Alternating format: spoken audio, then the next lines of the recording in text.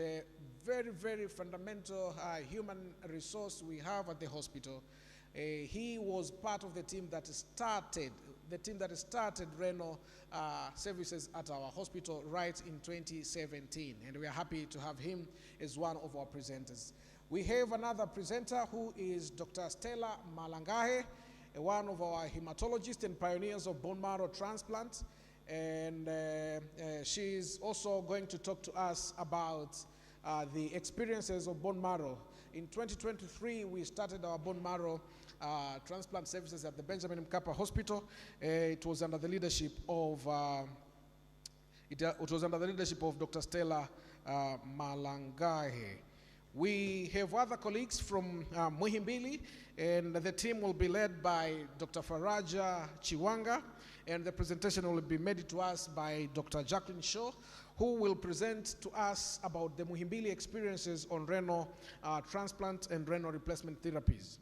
We'll be having Professor Pasco Rugajo from Aga Khan University. He will be telling us and talking to us about human resource infrastructure, ethical issues that are around the transplant services.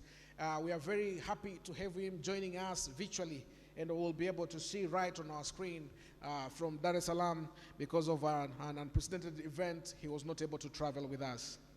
Then we have Dr. Sumi Hidaka, who will give us the experiences from the Japan through the Tokushukai Benjamin Mkapa UDOM collaboration. She will present right from Japan.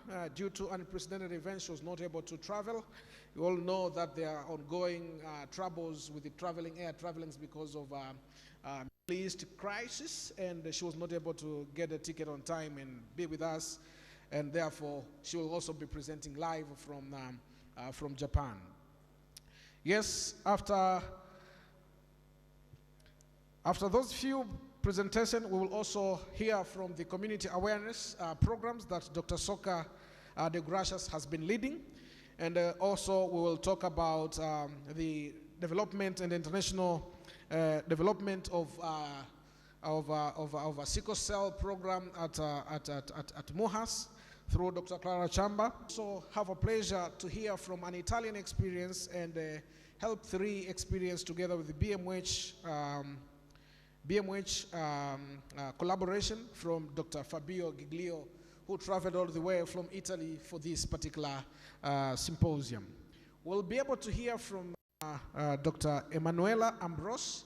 Dr. Emanuela Ambrose, she is hemoglobinopathies specialist and a pediatrician from Bugando Medical Center. We will also have Dr. Esther Majaliwa and Lilian Mbaga from KCMC. We will also have a presentation from Dr. Sandy. Where is Dr. Sandy? Dr. Francois. He's not like Dr. Frank, but the way he writes his name is Dr. Francois. Sandy, who will talk to us about cornea transplant. Again, in the end, we will finish up some of our presentations with colleagues from South Africa, University of Cape Town, who will be talking about diseased donor transplant services. How do you support the organs until you are able to harvest in a person who has been confirmed to be either brain dead or about not to survive few hours after your encounter? The session will be moderated by colleagues from University of Dodoma, Benjamin Mkapa, and Ministry of Health, and Dr. Alfred Menemo, Dr. Shakiru will lead us into a panel. Allow me to introduce 3 speakers who haven't mentioned to you. Professor Makani, she has just entered into the room. You can stand so that people can see you. Professor Julie Makani, yeah, she's one of the keynote speakers. She is, yeah, the medicine is so biased. Most of the time we say the father of medicine, but she is the mother of transfusion medicine specialty in Tanzania and bone marrow transplant. Makofi tafadhali. On behalf of the College of Surgeons, Eastern, Central, Southern Africa, COSEXA, which is headquartered in Arusha, overseeing surgical trainings across 5 member states. We are honored to have Ms. Edna Herman, the one who has been appointed by the college to come to represent the Chief Operating Officer at the EXA College of Surgeons, Madam Stella Itungu, who for unavoidable circumstances didn't make to Dodoma, and therefore, Edna, would you mind stand up and waving? Yes, and we have Dr. Asimwe Frank. Asimwe Frank comes from Mulago National Hospital, comes from Uganda. He is the president of Medical Association of Uganda, and we are very happy to have him. Uganda has started transplant recently. They are around 15 to 16 cases so far.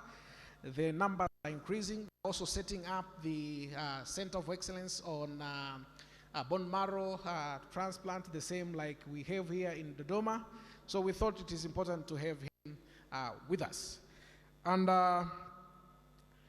other type of introductions, we'll give it later. For now, allow me to play a video of beneficiaries who have received kidney transplant from Benjamin Mkapa and bone marrow that will be played with the subtitles in English. Kindly follow as we plan for the next phase of activities. Karibuni sana Dodoma, karibuni Domia Estate Studio, Cheza na Sauti documentary hizo.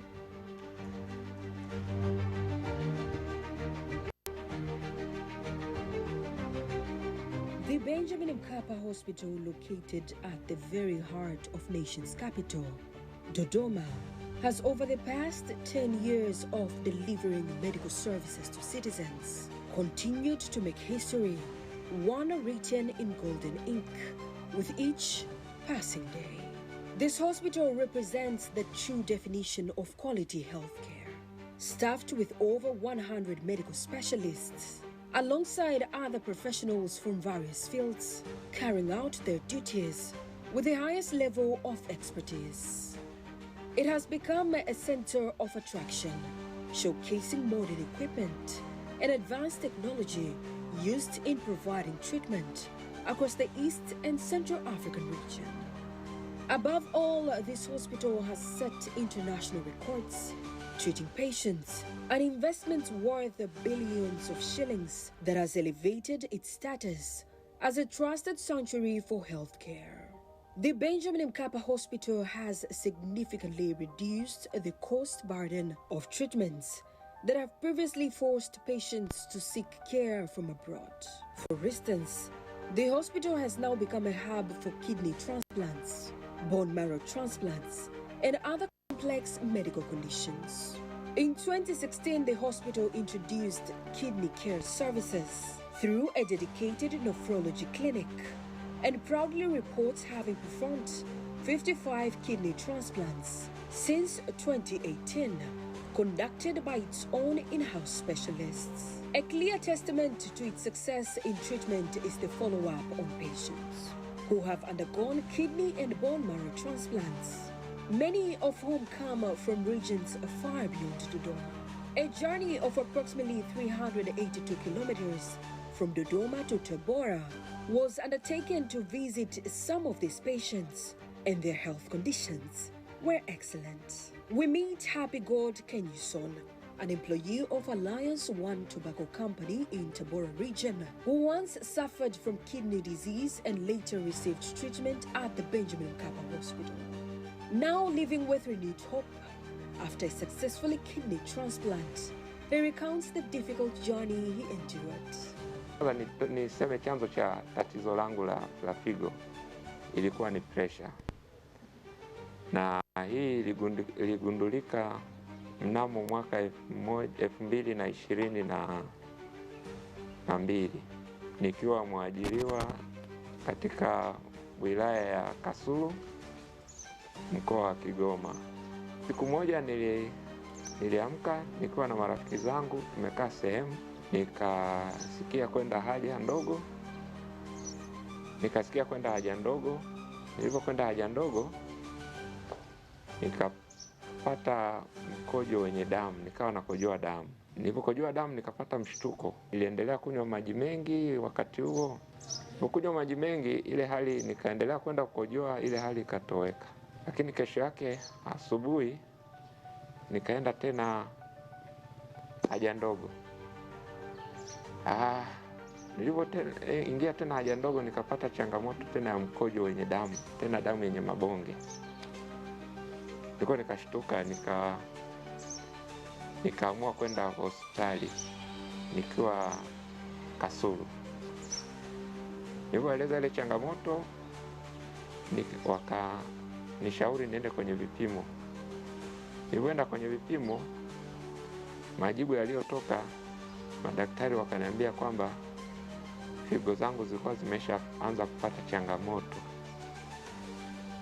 Na hiyo changamoto, kwa elimu walionipa, waliniambia kwamba ugonjwa wa figo, unapoanza kuugua figo, kuna stage mbalimbali. Kuna stage namba 1 mpaka stage namba 5. Sasa katika vipimo nilivyofanya, waliniambia kwamba figo zangu zilikuwa zimeshaanza kuharibika kufikia stage namba 3. His joy is evident as the hospital restored the hope he had once even lost. Na bahati nzuri, baada ya kufanya taratibu zote za upandikizaji wa figo, nikafuata zile taratibu zilizokuwa nashauriwa na madaktari, afya yangu imeimarika. Familia wanafuraha sasa kwamba baba afya imeimarika. Wafanyakazi wenzangu wana furaha, na sasa hivi hata mimi binafsi nina furaha kwa sababu nimerudi kwenye maisha yangu ya kawaida. Nishukuru serikali kwa jinsi jitihada walizofanya kuhakikisha hospitali zetu sasa tunaweza hata sisi wenye matatizo ya figo, huduma hii inaweza kupatikana hapa Tanzania.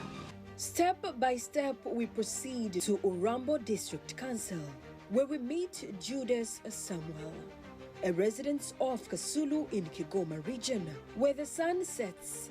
He is a teacher at Imara Secondary School. He shares his story of kidney failure, which began with high blood pressure, a condition that was increasingly difficult for him to accept upon a diagnosis. Wakati huo dalili zilipoanza, nilianza kuona miguu inavimba, lakini vile vile nikaanza kusikia kichefuchefu, nikaanza kuona vile vile hamu ya kula inakata. Alafu lingine, ninapoenda kupima pressure, naambiwa pressure yako iko juu. Kwa hizo ndio zilikuwa dalili ambazo niliziona na kugunduka kwamba tatizo hili la figo niligunduliwa katika hospitali ya Ugando mwaka 2017. Baada ya kuonekana kwamba kuna shida sana katika mwili wangu, hasa katika tatizo hilo la figo, basi ilibidi nianzishiwe matibabu ya dialysis katika hospitali ya Ugando iliyoko jijini Mwanza. Na baada ya hapo, baada ya matibabu hayo kuendelea, matibabu ya dialysis ambayo nilikuwa nafanya kwa wiki mara 3, yalipelekea ile hali ya miguu kuvimba na ile kukosa hamu ya chakula ikatoka. Kwa hiyo nikaanza kujisikia hamu ya kula chakula kama kawaida, japo swala la kupata haja ndogo ilikuwa ni shida kwa mtu ambaye ana tatizo la figo. Na baada ya kusikia kwenye vyombo vya habari kwamba hospitali ya Benjamin Mkapa imeanza kupandikiza figo, basi ilibidi nianze kufanya utaratibu wa kuhamia hospitali ya Benjamin Mkapa ili nami niweze kupata huduma hiyo ya upandikizaji wa figo. His life has completely changed. He's now in good health, seen within the surroundings of his workplace, meaning life and work continues. And the Benjamin Mkapa Hospital was his response. Nichukue nafasi hii kuwashukuru madaktari wote ambao walisimamia zoezi la kupandikiziwa figo. Mojawapo Nashukuru sana Dr. Masumbuko, Tashija na madaktari wengine wote ambao walihusika, wakiwemo wauguzi na wahudumu wote ambao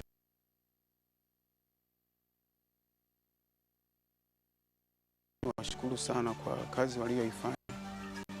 Lakini sasa kumshukuru vivile mkurugenzi mtendaji wa hospitali ya Benjamin Mkapa ambao kwa namna moja au nyingine naye alifanya kazi ya kusimamia zoezi hilo. Kwa upande mwangu nyumbani, nirejea nyumbani kwa ajili ya kuendelea na shughuli zangu kama kawaida.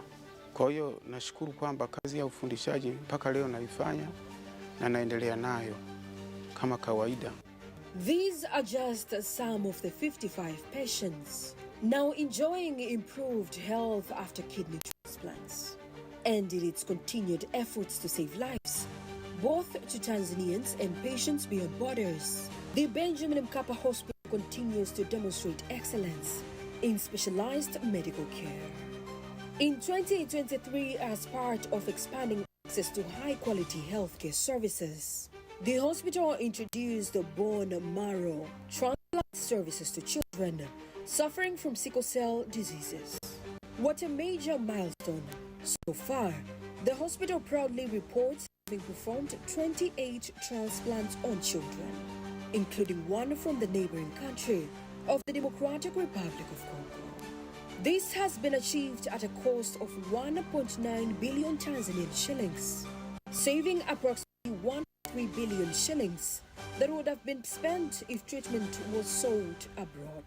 So to better understand the condition of patients who once suffered from sickle cell disease and required bone marrow transplants, we visited the family of Twaha Mokiwa in Ilongero, Singida Rural District. Nilijifungua akiwa na afya njema kabisa, alikuwa na uzito mkubwa. Lakini baada ya hapo tumeruhusiwa hospitali, tumerudi nyumbani, mtoto akawa analia sana. Yaani hatulali, ni tunakesha tu, mtoto analia. Shida nini? Mara shida njia ya mkojo labda ina shida, tukampeleka hospitali. Daktari kaenda kumchunguza akasema hana shida yoyote. Tumekaa akafikia umri wa kwenda kliniki. Kliniki yake ya kwanza ilikuwa na kilo 5. Baada ya hapo kliniki ya pili akaongezeka 2. Kliniki ya 3 akawa kilo 5.5. Basi baada ya hapo nikampeleka hospitali St. Carol's Mtinko. Wakaenda akampima akathibitisha kweli ana tatizo la sickle cell. Ndio hiyo safari yake ikaanza ya matibabu. Kila siku ni hospitali, mtoto akilazwa ni hana damu, anaongezwa damu kila kukicha. Ilitokea akiwa mchanga tuseme. Aliniambia madaktari wamesema kuna tatizo hili na hili na hili na hili. Kwa kweli kimsingi nilishiwa nguvu. Na unavyosema kwa mara ya kwanza kulisikia, kweli una uwezo wa kukimbia. Lakini nilimwomba Mwenyezi Mungu, nikasema Bwana, tatizo sawa. Sola mtoto amelipata, hakuna jinsi. Tupambane mpaka pale Mungu atakaposema Bwana, hapa mmepambana. Kwa hiyo kilichotokea ushirikiano tu wa mama yake na mimi. Through the efforts of the Benjamin Mkapa Hospital, Jair's life was actually saved. Mtoto tusikae naye, tumpeleke tu Benjamin. Tukaenda pale kweli wakatupokea, tukawaeleza mtoto wetu ana tatizo la tumbo pia na tatizo la sickle cell. Akasema hapa kuna kitengo chao. Tukaenda pale tukapokelewa na Dr. David Mashala. Akatupa kweli maelekezo mazuri, akasema kweli sisi tuna matibabu yetu yako ya aina 2. Matibabu yetu tunaweza tukafanya matibabu ya kubadilisha damu, yanakuwa yanapunguza hayo makali ya sickle cell. Lakini matibabu mengine ni ya upandikizaji, uloto. Kama mtakuwa tayari basi tunaweza tukaanza matibabu. Nyinyi mnachagua matibabu yapi? Tukamwambia jamani, kwa changamoto tunazopitia kwa huyu mtoto, sisi tunataka mtoto wetu apone kabisa. Akasema sawa, kama mko tayari. Ana ndugu zake, tukamwambia ndio ana ndugu zake 2, jumla kwa 3. Akasema basi mje nao siku fulani, mje nao wote, tuanze vipimo. Ndipo hapo tukapata msaada wa Mama Samia. Tukaanza kuitwa sasa leseni watoto Mama Samia. Tukaingia wodini. Kwa kweli kwa wodini hatukupata gharama yote. Pale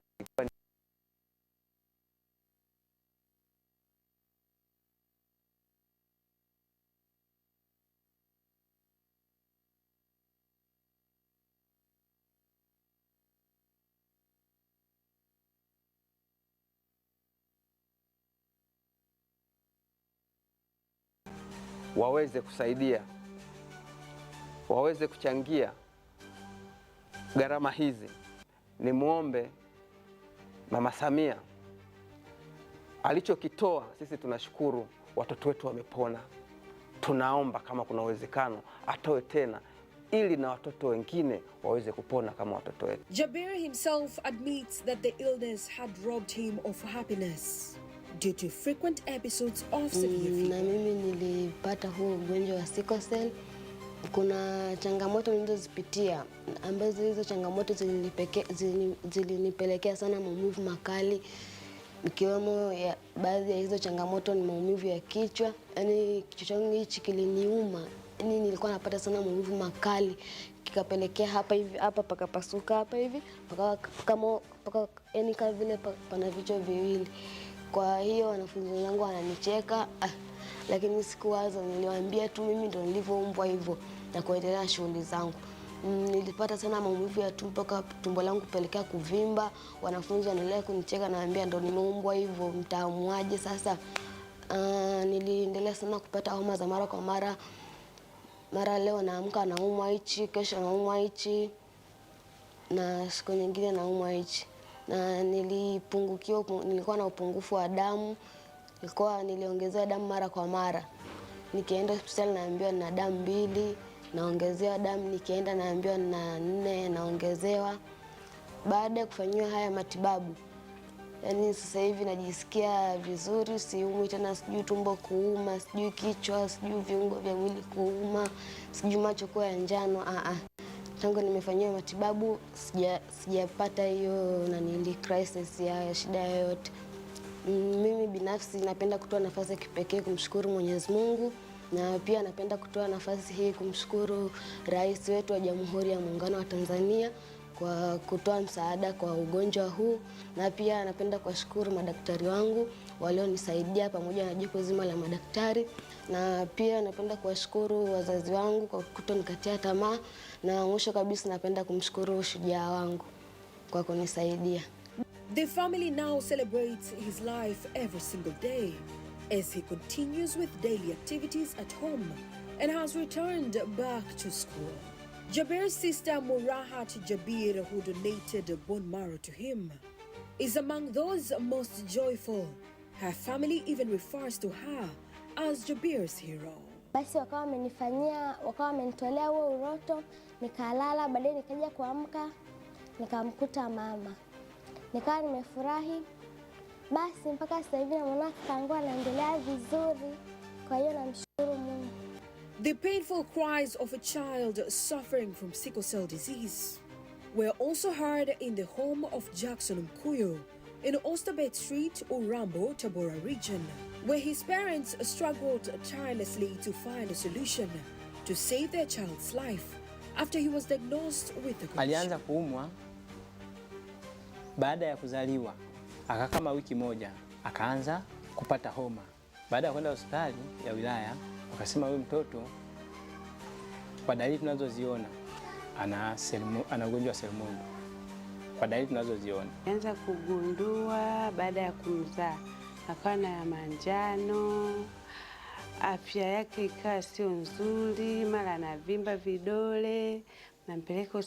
Tulipompeleka hospitali wakatuambia ni dalili, kuvimba vidole ni dalili ya sickle cell.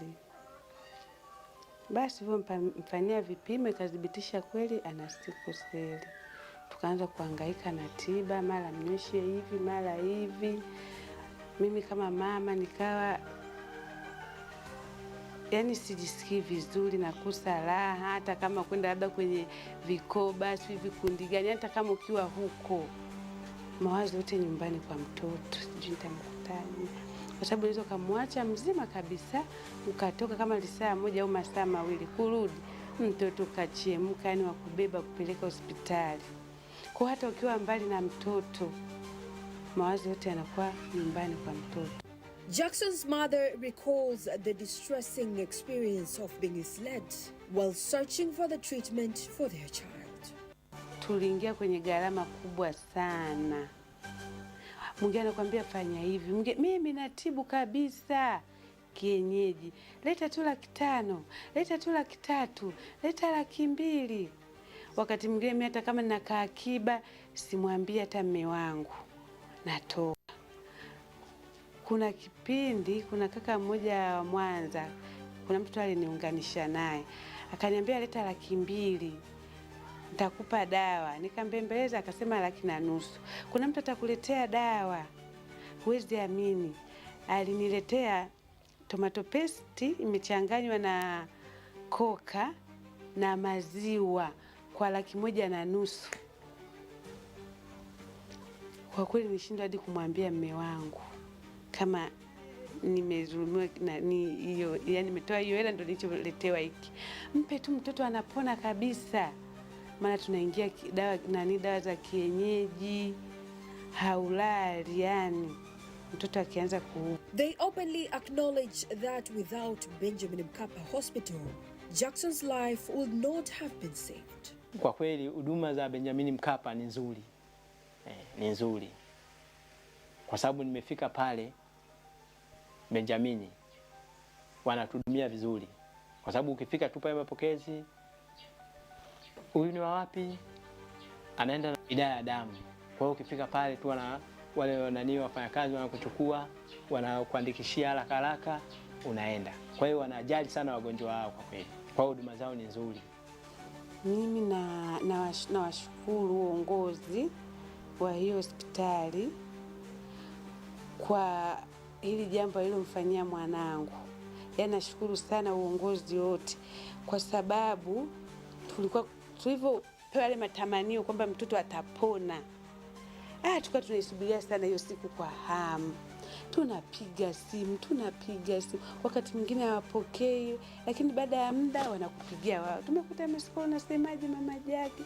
Nilikuwa nauliza, jamani mbona mtuiti? Kwa wanatujali sana, alikuwa anatujali sana. Wanakusikiliza kwa upole, changamoto ulizonazo, unataka nini? Yani kwa kweli tunashukuru sana uongozi wa Benjamin. In an effort to further improve access to affordable treatment, especially for those unable to meet the cost of procedures, such as kidney and bone marrow transplants, the hospital launched a fundraising initiative to support patients in need. Efforts to strengthen access to quality healthcare services at Benjamin Mkapa Hospital continue to receive full support from the President of the United Republic of Tanzania, Dr. Samia Suluhu Hassan, including initiatives aimed at reducing treatment costs. Indeed, the Benjamin Mkapa Hospital continues to set the benchmark in providing medical care both within and beyond the country's borders. Indeed, truly, a good cloth is worn with pride. Hakika Benjamin Mkapa, mnavaa viatu vya wagonjwa, mnawajibika na kujituma.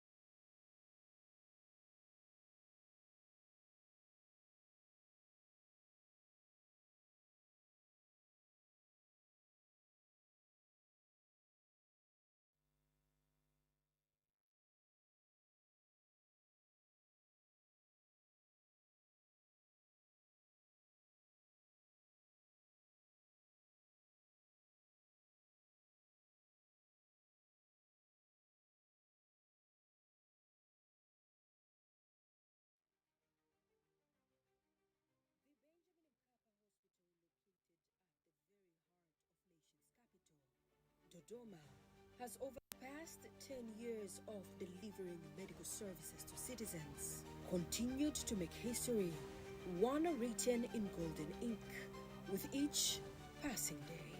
This hospital represents the true definition of quality healthcare, staffed with over 100 medical specialists, alongside other professionals from various fields, carrying out their duties with the highest level of expertise. It has become a center of attraction, showcasing modern equipment and advanced technology used in providing treatment across the East and Central African region. Above all, this hospital has set international records, treating patients, an investment worth billions of shillings that has elevated its status as a trusted sanctuary for healthcare. The Benjamin Mkapa Hospital has significantly reduced the cost burden of treatments that have previously forced patients to seek care from abroad. For instance, the hospital has now become a hub for kidney transplants, bone marrow transplants, and other complex medical conditions. In 2016, the hospital introduced kidney care services through a dedicated nephrology clinic and proudly reports having performed 55 kidney transplants since 2018, conducted by its own in-house specialists. A clear testament to its success in treatment is the follow-up on patients who have undergone kidney and bone marrow transplants, many of whom come from regions far beyond Dodoma. A journey of approximately 382 kilometers from Dodoma to Tabora was undertaken to visit some of these patients, and their health conditions were excellent. We meet Happy God Kenyuson, an employee of Alliance One Tobacco Company in Tabora region, who once suffered from kidney disease and later received treatment at the Benjamin Mkapa Hospital. Now living with renewed hope after a successful kidney transplant, he recounts the difficult journey he endured. Niseme chanzo cha tatizo langu la figo ilikuwa ni pressure, na hii iligundulika mnamo mwaka 2022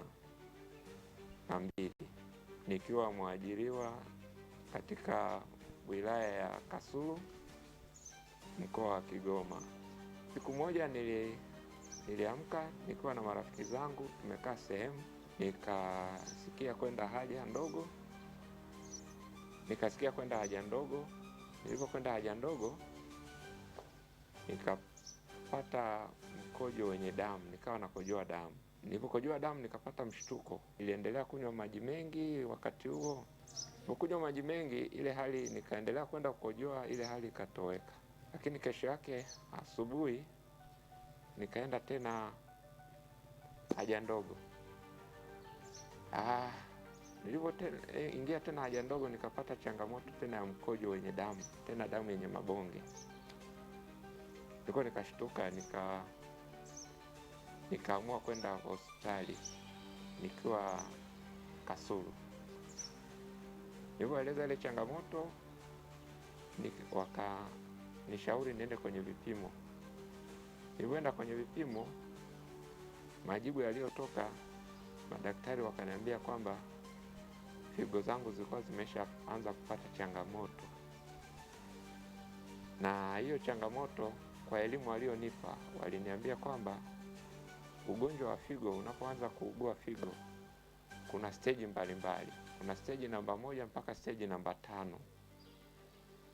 Sasa katika vipimo nilivyofanya, waliniambia kwamba figo zangu zilikuwa zimeshaanza kuharibika kufikia stage namba 3. His joy is evident as the hospital restored the hope he had once even lost.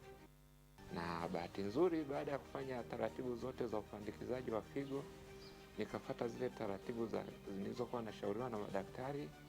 Afya yangu imeimarika. Familia wanafuraha sasa kwamba baba afya imeimarika. Wafanyakazi wenzangu wana furaha. Na sasa hivi hata mimi binafsi nina furaha kwa sababu nimerudi kwenye maisha yangu ya kawaida. Nishukuru serikali kwa jinsi jitihada walizofanya kuhakikisha hospitali zetu sasa tunaweza hata sisi wenye matatizo ya figo huduma hii inaweza kupatikana hapa Tanzania. Step by step we proceed to Urambo District Council, where we meet Judas Samuel, a resident of Kasulu in Kigoma region, where the sun sets. He is a teacher at Imara Secondary School. He shares his story of kidney failure, which began with high blood pressure, a condition that was increasingly difficult for him to accept upon a diagnosis. Wakati huo dalili zilipoanza, nilianza kuona miguu inavimba, lakini vile vile nikaanza kusikia kichefuchefu, nikaanza kuona vile vile hamu ya kula inakata. Alafu lingine ninapoenda kupima pressure naambiwa pressure yako iko juu. Kwa hizo ndio zilikuwa dalili ambazo niliziona na kugunduka kwamba tatizo hili la figo niligunduliwa katika hospitali ya Ugando mwaka 2017. Baada ya kuonekana kwamba kuna shida sana katika mwili wangu, hasa katika tatizo hilo la figo, basi ilibidi nianzishiwe matibabu ya dialysis katika hospitali ya Ugando iliyoko jijini Mwanza.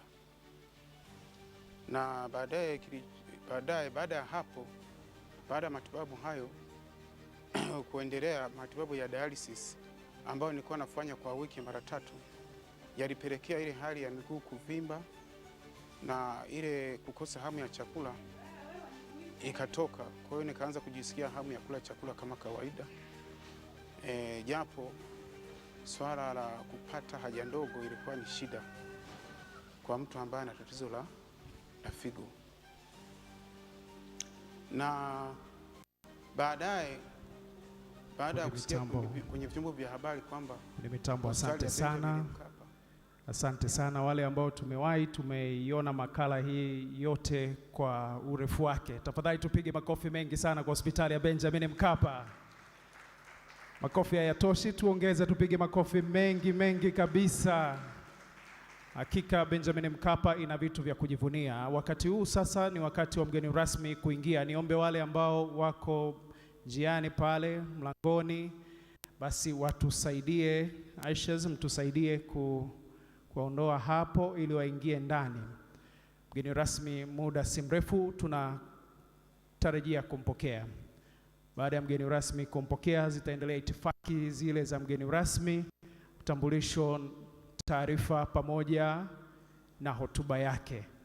Na yupo holding room, muda si mrefu ataingia hapa ndani. Kwa hiyo wakati anapoingia tutaomba wote tutasimama kwa ajili ya kumpokea, na kiketi basi na sisi tutaketi, na kisha tutasikia taratibu nyingine ambazo zinatakiwa kuendelea kwa ajili ya mgeni rasmi. Studio, twende taratibu sasa.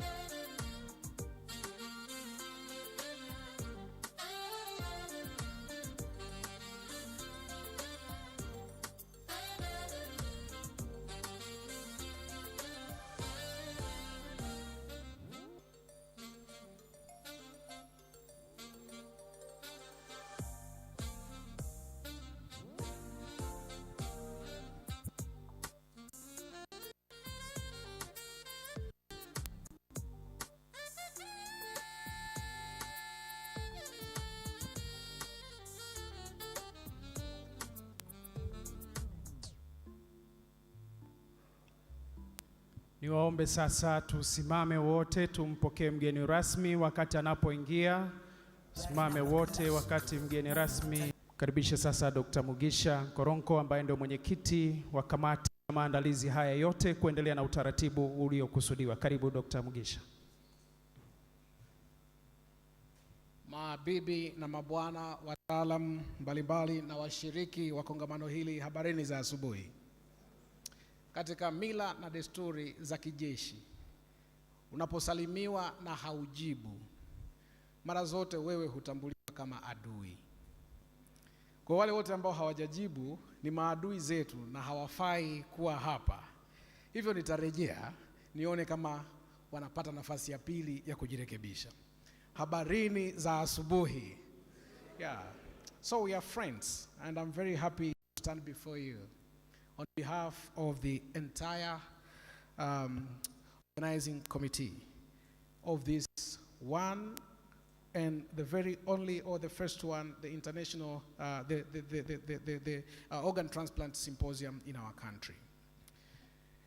Dear guest of honor, Dr. Grace Magembe, the Chief Medical Officer, Professor Abel Makubi, the Executive Director of our beloved hospital, Benjamin Mkapa.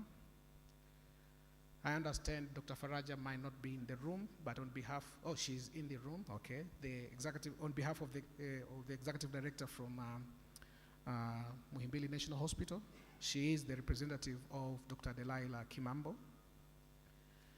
Dr. Thomas Rota, the Regional Medical Officer, whom we are very happy to be received by his warm remarks or warm preparations that have been made in the health sector.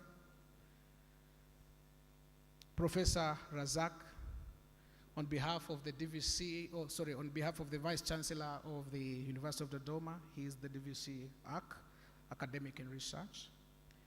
Distinguished speakers, I understand the likes of Professor Mwashambwa, Professor Mwashambwa from University of Dodoma, Dr. Babu from Apollo Hospitals in India, Dr. Fabio Giglio from Italy, Help 3, Dr. Ebun Bamgoye from Nigeria, Dr. Frank Asimwe from Nigeria, Dr. Shija, Dr. Shakilu, Dr. Frank, and many others.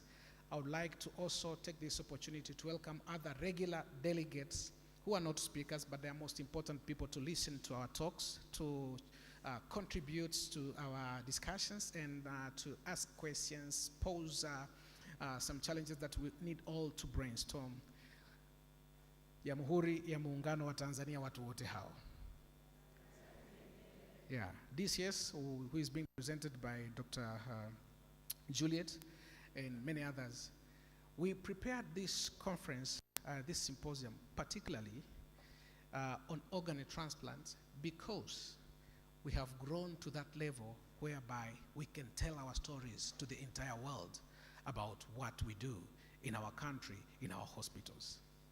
This symposium is prepared in collaboration between the Ministry of Health, Benjamin Mkapa Hospital, and the University of Dodoma, here in the capital, Dodoma, Dar es Salaam, at Idomia Estate. Makofi tafadhali. Many people in the past, like 5-10 years ago, they used to go and seek services like transplant of the kidney and bone marrow outside the country.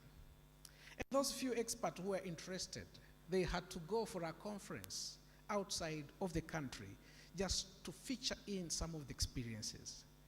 We have flipped the coin. This conference sends a message. A lot can still come out of the land of Kilimanjaro, land of Serengeti, land of the capital city, Dodoma.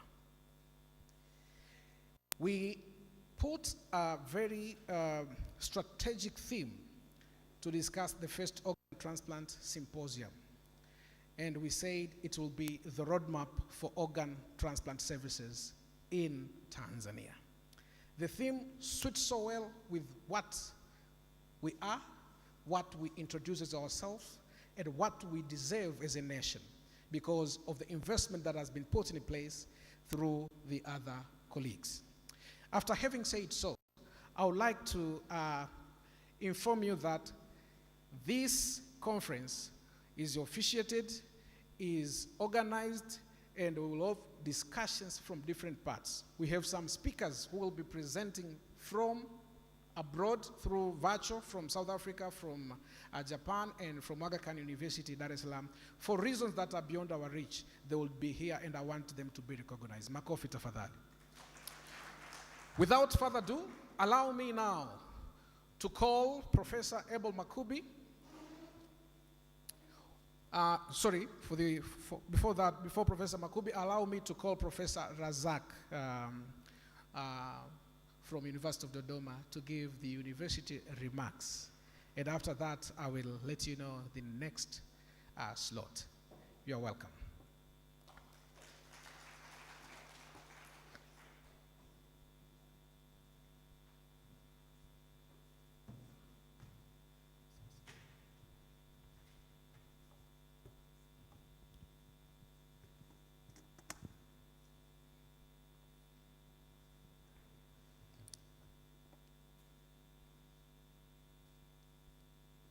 Honorable guest of honor, Executive Director, Benjamin Mkapa Hospital, Professor Abel Makubi,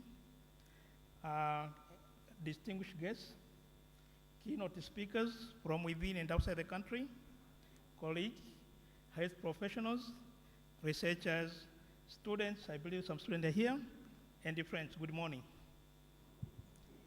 It is a privilege for me and the University of Dodoma to bring greetings and a brief remark on behalf of the University of Dodoma at this historic organ transplant symposium in Tanzania, which is, in fact, I'm told it is for East Africa, the first one to be held. And to thank the symposium organizer, Benjamin Mkapa Hospital, our Minister of Health and the partners, the clinical team, academic institutions, patients, and the advisory group, international collaborators whose vision and hard working have made this event possible. Your leadership in convening experts, policymakers, and clinicians, researchers mark a decisive step for our nation's health sector. Today's symposium is more than an academic meeting. It is a national conversation about life-saving science, ethical practice, system strengthening, and the compassionate care. Organ transplantation sits at the intersection of cutting-edge medicine, complex logistics, legal and ethical frameworks, and the deep human need. For Tanzania, developing safe, equitable, and sustainable transplant service represent both a moral imperative and an opportunity to advance our health system and the clinical education and the biomedical research.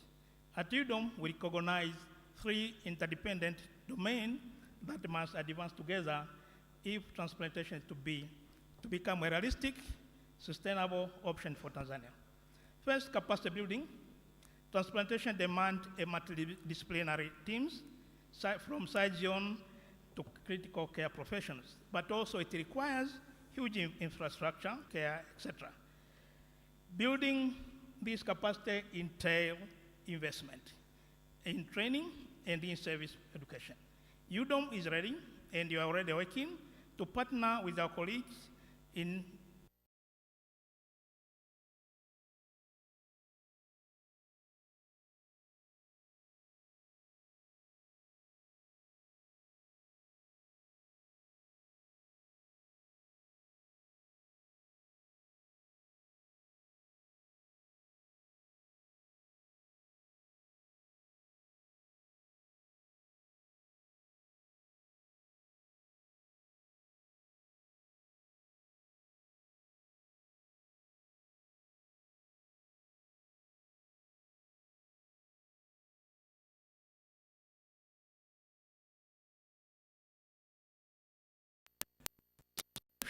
and the transplant communication, involvement of community leaders, patient-centered campaign, understanding the trust. To emphasize regional collaboration, and can learn from and I see we have international participation in this, so this is an opportunity for us. I share the training programs for us to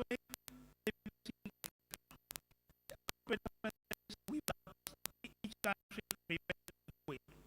On the other students, you don't commit to support multidisciplinary research training with on clinical placement and control profession. To establish research partnership, transplantation, organ failure,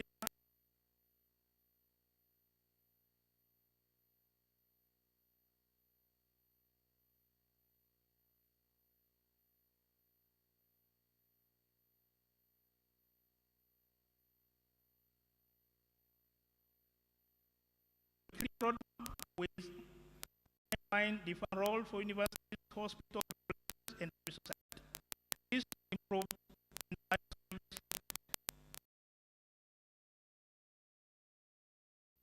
therefore will be the measure of our success. Thank you for your dedication. The Health Tanzania, you don't stand ready to collaborate and to educate, to research, and to service in this vital national endeavor. Thank you so much.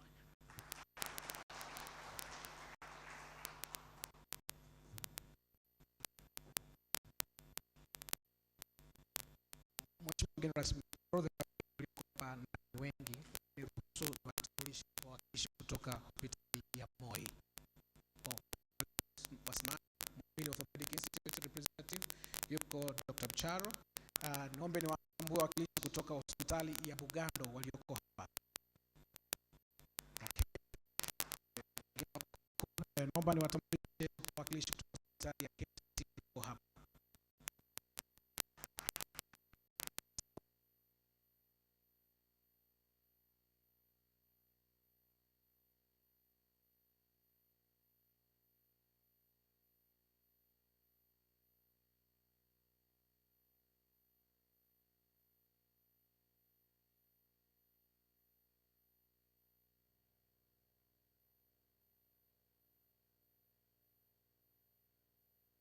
Niombe wawakilishi kutoka MCD ambao wasimame. MCD naomba hajaingia tuwakilishi wa bila kwa Afrika. Mheshimiwa mgeni rasmi, kuhusu sasa nimkaribishe Profesa Adel Makundi kutoa salamu za hospitali kwa niaba ya hospitali na watumishi wote 1000 ambao wanafanya kazi katika hospitali hii, na pia kwa niaba ya collaborations zote ambazo anazimanage. Makofi tafadhali.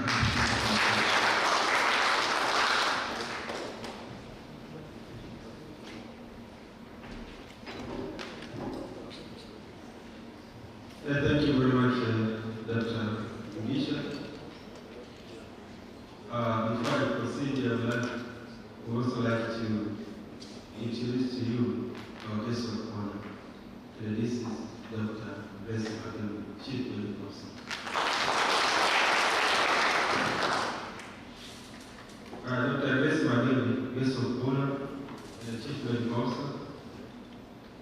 Dr. Juliet, representing the Director of Clinical Service, Professor Isaac Rukina, DBC Academics, Research and Consultants from the University of Dodoma, Dr. Faraja Kiwanga, representing the EE from the Muhimbili National Hospital, Ms. Elina Hema from Buseska, Dr. Thomas Ruta, our regional medical officer, all directors and assistant directors from hospitals and institutions, medical officers, experts in transplant medicine, health policy, health innovation from across Tanzania and beyond. I warmly welcome all delegates from national hospitals, regional hospitals, district hospitals, academic institutions, regulatory bodies, development partners, private sector, and our international collaborators. Reflects a shared commitment to advancing transplant services and the positions Tanzania toward improving access to life-saving care. I extend a special welcome to the guest of honor, Dr. Les Mageni, Chief Medical Officer. Your presence highlights the government's commitment to strengthen the transplant service and improving national health outcomes. Allow me to commend the government of the Republic of Tanzania under the leadership of Her Excellency President Samia Hassan for its commitment and continued investment in specialized healthcare, including organ transplantation. These efforts demonstrate a clear vision of building a resilient and self-reliant health system capable of addressing medical needs. At the same time, we respectively call upon the Ministry of Health to accelerate the development and implementation of comprehensive policies and the legal framework to guide organ transplantation. Strong regulation is essential to ensure ethical practice, patient safety, and the public trust. We also urge continued investment in transplant service to ensure sustainability, strengthening infrastructure, supporting patients' care in terms of financing, supporting the training and the retention of specialized health care professionals. Without sustainable financing and the capacity building, it will be difficult to expand access to these critical services. Equally important is the need to strengthen collaboration across Africa. Organ transplantation is a highly specialized field that thrives on shared knowledge and collective efforts. By deepening partnerships in training, research, and knowledge exchange,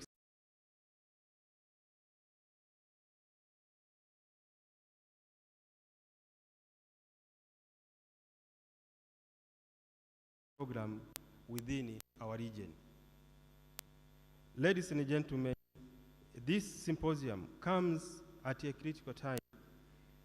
Tanzania continues to face a significant burden of diseases that can be treated through organ transplantation. Yet, access remains limited. Many patients are forced to seek treatment abroad and often at great financial and emotional cost. At Benjamin Mkapa Hospital, we witness these challenges daily. Patients enduring prolonged illness, families under strain, and healthcare providers striving to deliver despite constraints. This symposium is our collective response, a platform to share knowledge, foster collaboration, and accelerate progress. As a tertiary referral institution, Benjamin Mkapa remains committed to leading this effort through quality care, training, research, and innovation. We recognize that building effective transplant systems requires coordinated action across clinical services, infrastructure, policy, ethics, and financing. Strengthening partnership and defining a clear pathway forward. I encourage all participants to engage actively and contribute meaningfully. The patients who stand to benefit from our work are members of our communities who deserve accessible, timely, and high-quality care. In closing, I extend my sincere appreciation to our guests of honor, all participants, the organizing committee, and our partners, sponsors, for making this event possible. It's now my great honor to invite our guest of honor to address us and officially declare the first scientific symposium on organ transplantation in Tanzania open. God bless Tanzania. God bless Africa. Thank you very much. Makofi tafadhali. Kofi tena Dr. Grace anapopanda kwenye jukwaa letu kwa ajili ya kutoa neno kwa niaba ya wizara yetu juu ya mkutano wetu. A round of applause once again. Yeah, can we get seated, please? Professor Abel Makubi, the Executive Director of Benjamin Mkapa Hospital, but I also want the presence of Professor Razak, the DVC from University of Dodoma. I'm aware of the presence of Miss Edna Herman from COSEXA. Is she here? Oh yes, thanks for coming. And Dr. Faraja from MNH, one of our oldest institutions in the country, our national hospital. But we also have our regional medical officer from Dodoma, Dr. Ruta.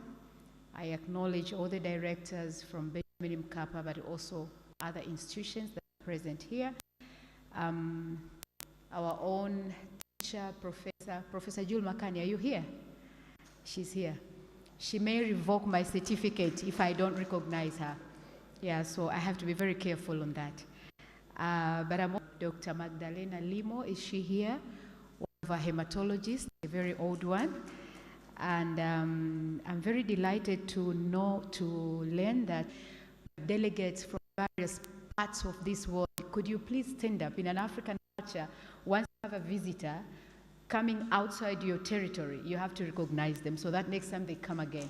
So can I ask all of you to stand up? Yeah, I know there are those who are online. We are truly blessed to have you, and please feel at home. Please, you may get seated. But let me also acknowledge the presence of the various partners from various sectors, colleagues and friends. Good morning. It is my pleasure actually to join you today. First symposium on organ transplant, and I know this symposium has coincided with the 10th anniversary of Benjamin Mkapa, so happiest in Mkapa Hospital. Grounded in the national vision. We have our national vision 2020-50, okay, which is driving, which is providing the strategic direction of this country. And for the health sector,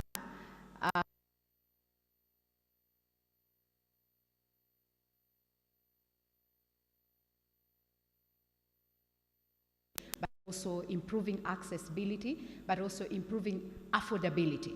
Because you can have all these services, but if they are not accessible, if they are not affordable, then they may not mean anything to the very simple Tanzanian who is somewhere, sitting somewhere there, hoping that the government will bring the services closer to them. But we are also guided by our 5-year development plan, okay, which is coming to an end this year, but I know it is under review, which is really looking at how we can promote human development, specifically in improving the life expectancy of our people, but also reducing morbidity and mortality, as well as building healthcare system that really meets the needs of our people. But we also have our health sector strategic plan 5, which is now being implemented. And if you look at it, it is actually pinpointed few areas that I would like to share with you. One is to build a workforce, is to improve the healthcare service delivery at all levels. Our healthcare system is structured in such a way that we are providing our services we call it in a pyramid model, whereby the base is where you find the primary healthcare services are, and then as you move up, you go to the tertiary facilities like Benjamin Mkapa and the like. But our health sector strategic plan 5 also directs us to build a workforce capacity. And one of the areas that we're looking at is super specialized services, including transplant services. And it also directs us to look at how we are going to mobilize resources in terms of supporting these services. As I said, you may have all the services, but if you do not have sustainable way of financing them and making sure that they're accessible to the people, they may not really mean a lot to the people that we are serving. And the other one is strengthening international collaboration. And I think that's why you're here. So you're not here by accident. It's because our Health Sector Strategic Plan 5 directs us to establish meaningful collaborations with international partners and international institutions. And so one of the reasons why we felt that we are very ready to host this conference is because last year, that is 2025, Tanzania enacted its Universal Health Insurance Act. Okay, it was passed by the parliament, and we've now started implementation.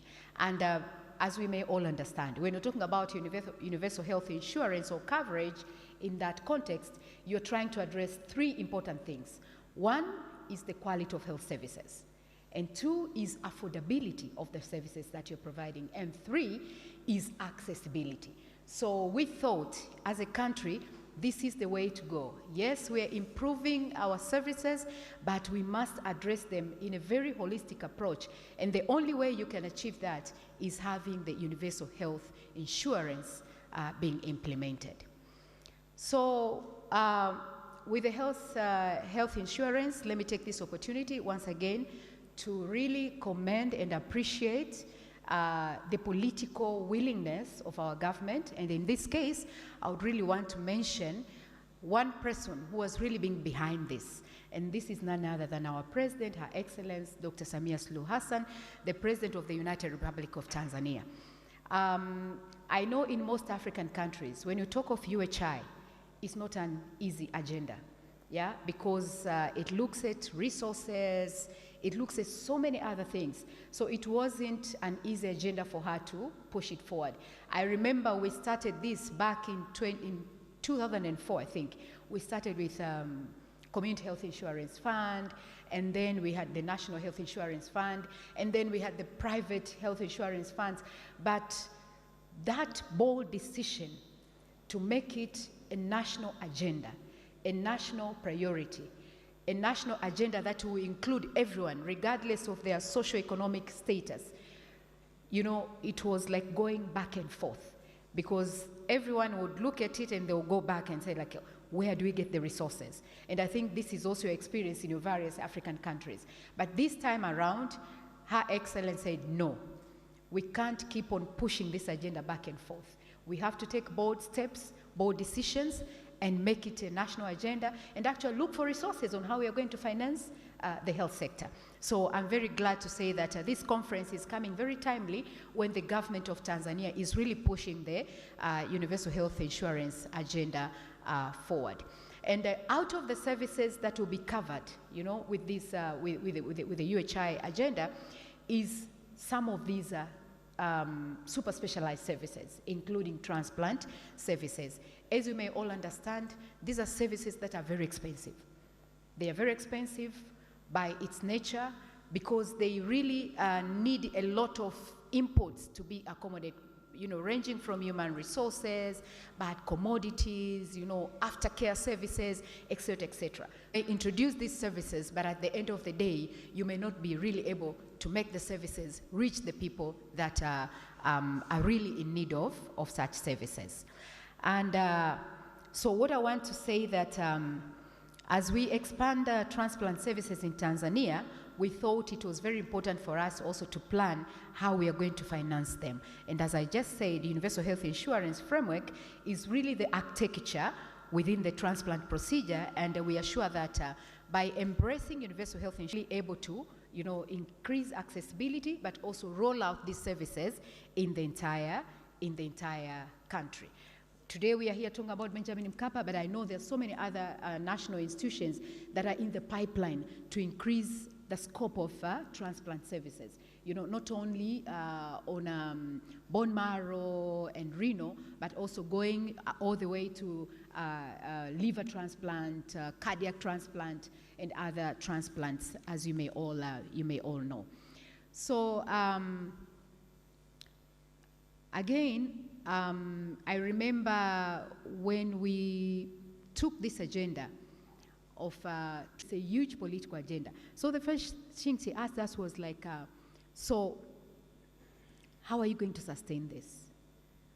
Because when we faced her, we wanted her to kickstart us.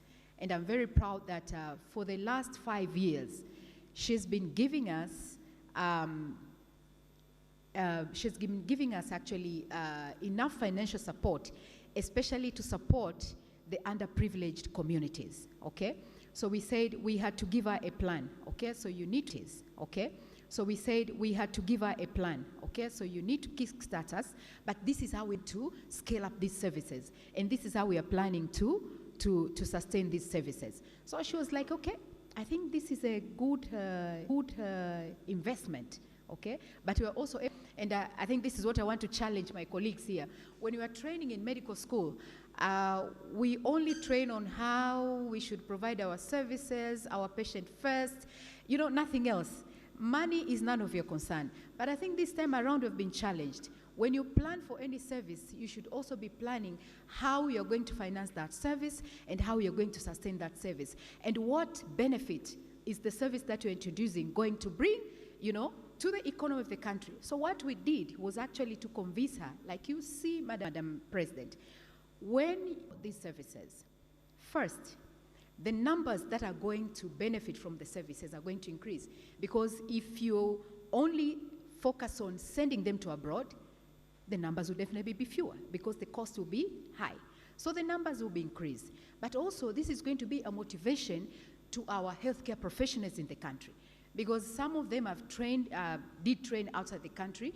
They have all the skills. What they need is a conducive working environment in terms of equipment, etc., etc. So we said this is going to be a motivation to our pool of healthcare professionals.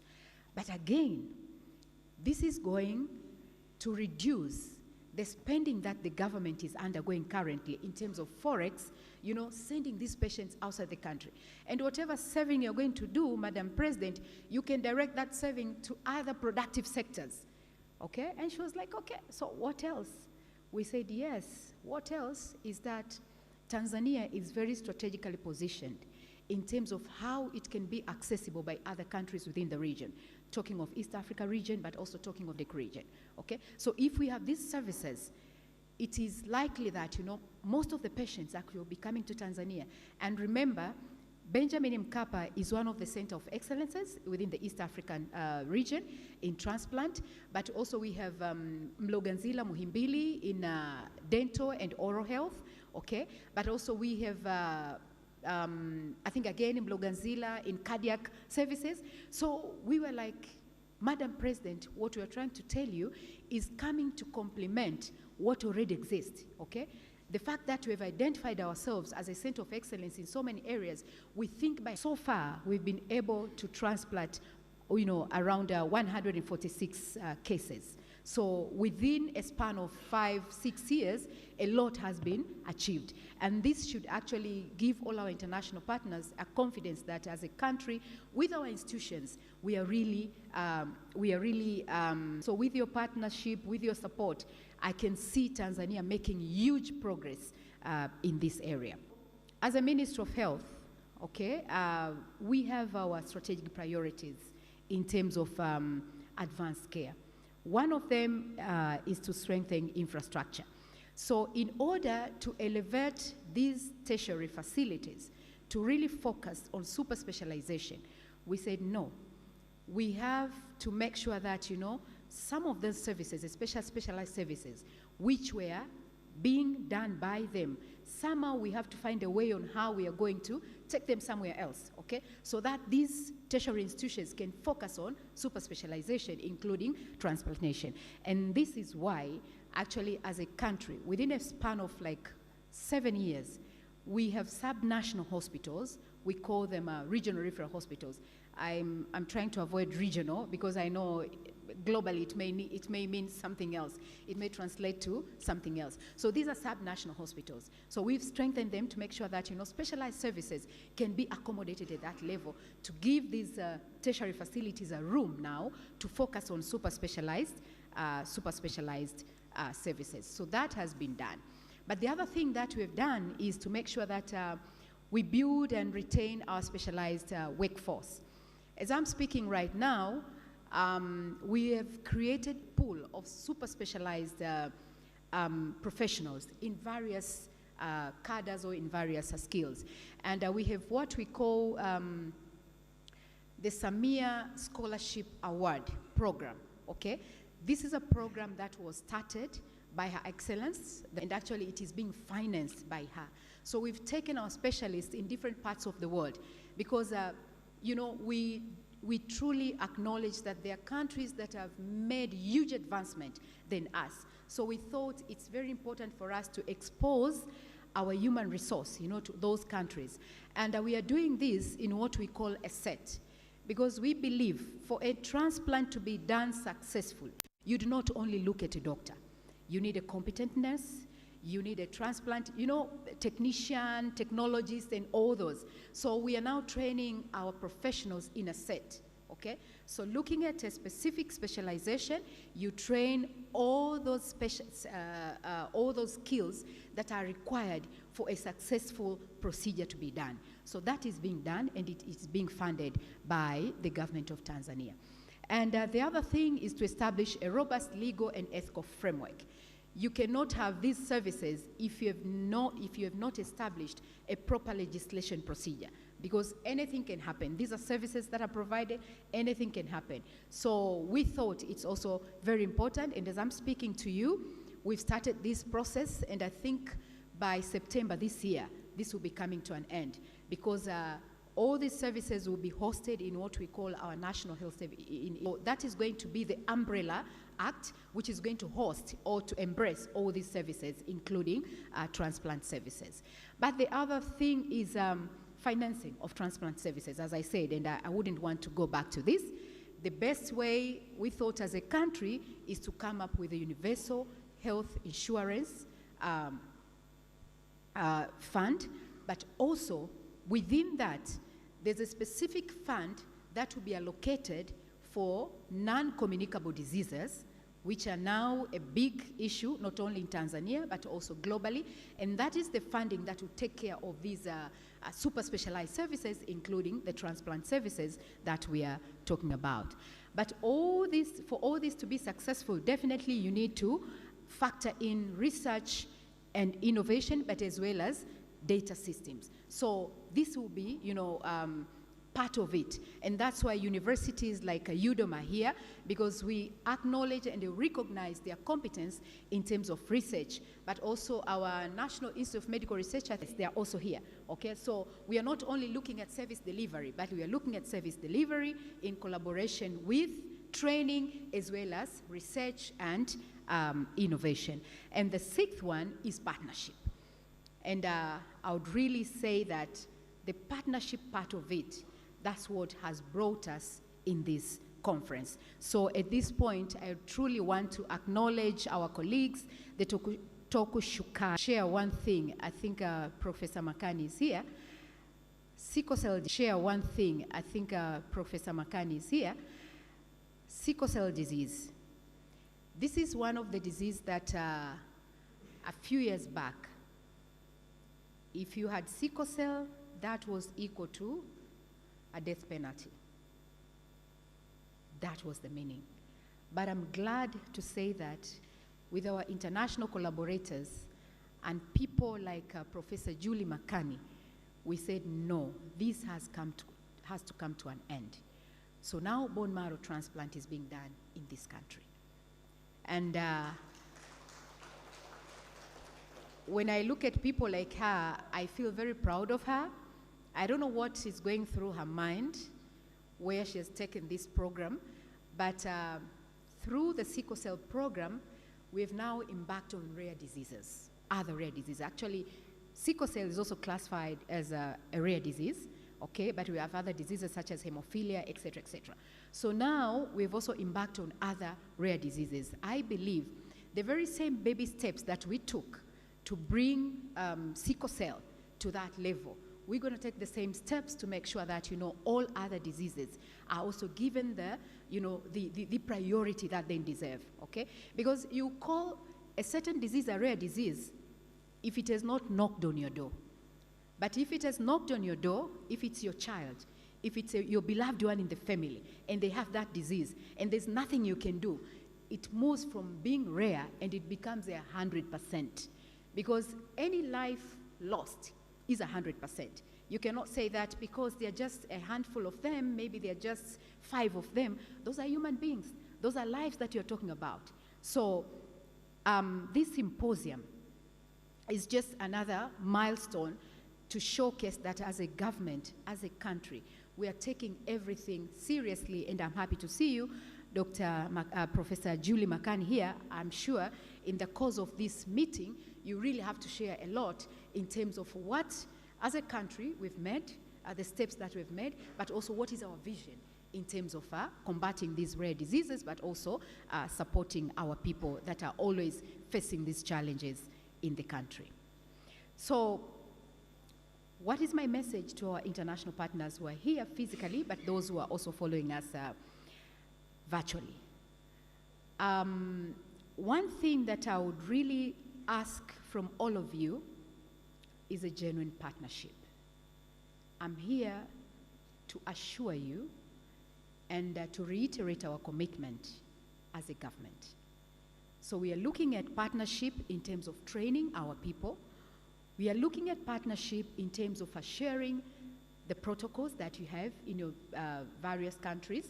Yeah, I'm not talking about a copy and paste here because we are coming from different contexts, but we understand that you have made huge advancements in your respective countries, and Tanzania cannot start from scratch. By the way, it will just be wastage of resources. If you have a brother or a sister to hold your hand, you start right from there. But we are looking at how you can also support our country to achieve international accreditation. Because you may talk a lot about these services, but if they're not accredited, then they may not serve the purpose that we are looking at. And we are looking at how you're going to hold our hands, but also work alongside us so that we can build something or services that will last long for this generation, but also the generations to come. We are not talking about services that will be a one-time off event. No, yeah? These services have to continue. The people during this, our generation have to benefit, but we are also looking at the future generation. How are they also going to benefit? And we are looking at how we are going to share the best practices. I know that Tanzania has made huge advancement, so we have something to share with you, something that you can also learn from us, but we are also looking at how we can also learn from you. And so my expectations from this symposium, and the good thing, I've worked with all of you. I'll make a follow-up. I don't just stand on the podium and speak and leave. No, I'll make a follow-up. Being a technical person in the ministry, you are my pillars. So it's me and you holding our hands, so I'll make a follow-up. One, I expect that from this symposium, we'll have a clear evidence, evidence-based policy recommendations on the legislative that I just talked about, but regulation as well as operational frameworks, that we need to accelerate the transplant services in this country. Yes, we have started, but if you look at our coverage, it isn't that much big. The needs and what we have, they are not in keeping, okay? So this symposium will tell us, how we can really accelerate our pace.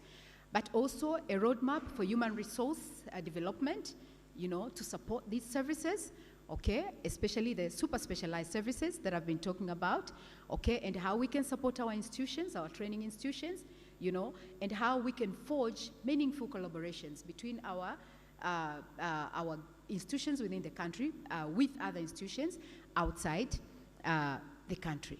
But also how we can reach consensus, because coming from the government, resources are always scarce. So which services do we start with, okay? Which ones will come next? Because we can't really start with everything that we want. Our wishes and our resources or our capacity, they must meet somewhere, okay? So I believe from this symposium, you truly advise the government how to start and how to escalate or to roll out these services in a planned phase or in a gradual phase.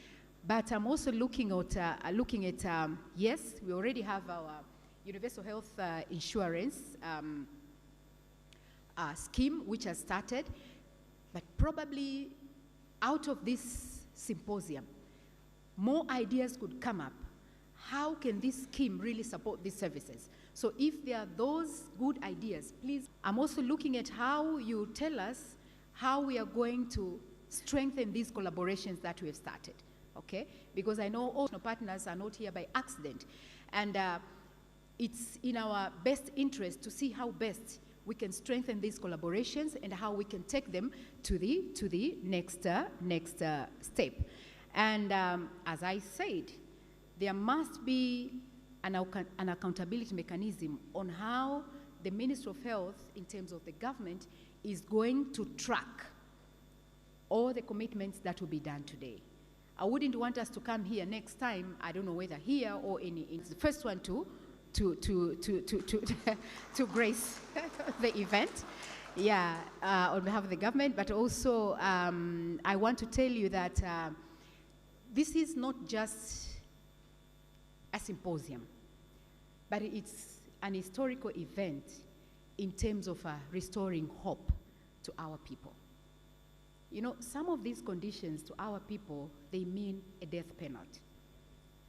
So as we sit here, let us remember that we are not just sitting here in a scientific or in a professional meeting, but there are so many people at our back, behind us, who are looking at us that, you know, the commitments, the deliberations from this meeting, how are they going to touch their lives? How are they going to restore their health? How are they going to restore their hope that they can see tomorrow? You know? So I think that is what should be going in our minds. We should not treat this symposium as any other meeting. No. There are people out there looking at us, you know, like how this symposium is really going to be a game changer in their lives. And as I said, we'll take your recommendations very seriously and we'll track its implementation. And may God bless all of you who are seated here, but all those who are following online, and all the institutions, including Benjamin Mkapa, as we work tirelessly to make sure that, you know, our people are hopeful for their tomorrow, and that they have a reason to face their tomorrow. Because there are times you really don't find a reason why you should live until tomorrow, yeah? Because you can't see hope in it. But it's us here who are really going to restore that hope in them. It is now my honor to formally and officially declare that this symposium on transplant services and innovative therapies is opened. Have a fruitful meeting, and looking forward to all the deliberations. May God bless you, and I wish you all the best. Thank you for listening.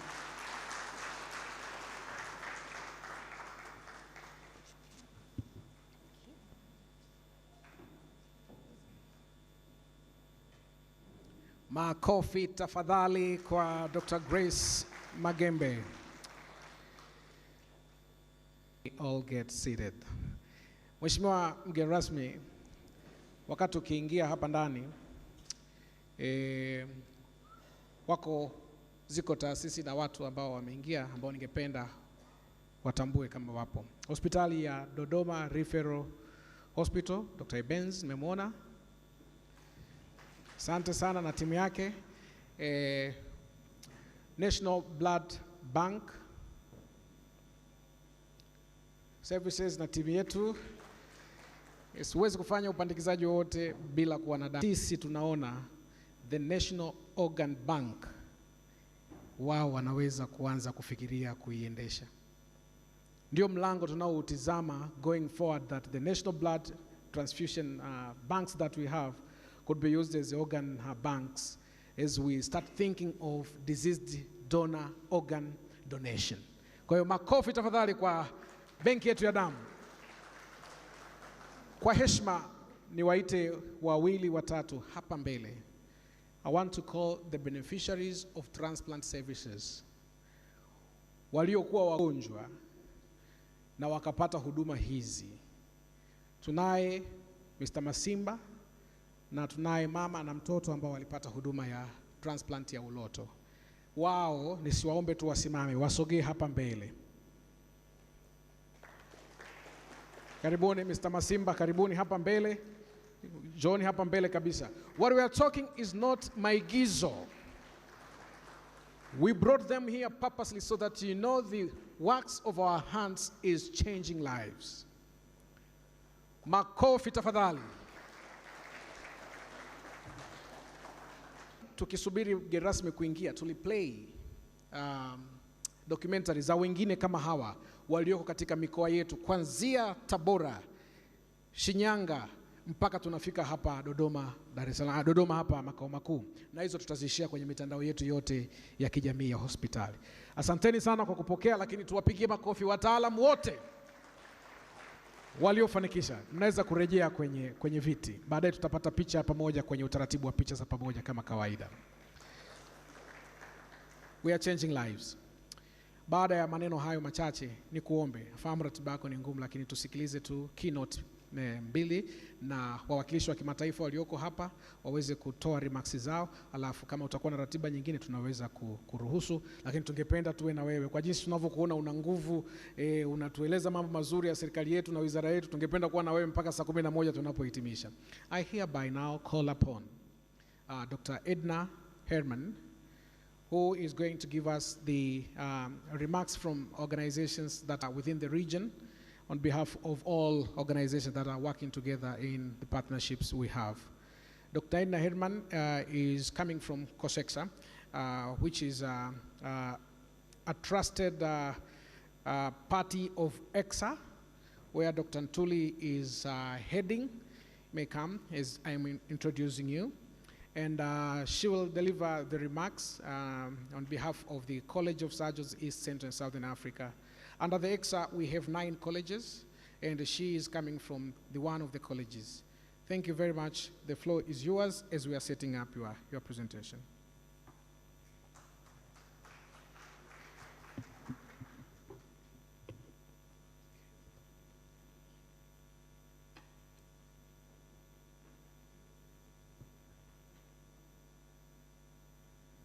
Kabla hajaanza, nawaambia tu ya kwamba mkutano huu uko live streamed YouTube. Link will be shared, wale ambao wanazo wa share, so that other people can still follow. Your speech was live on our live streams. Thank you very much.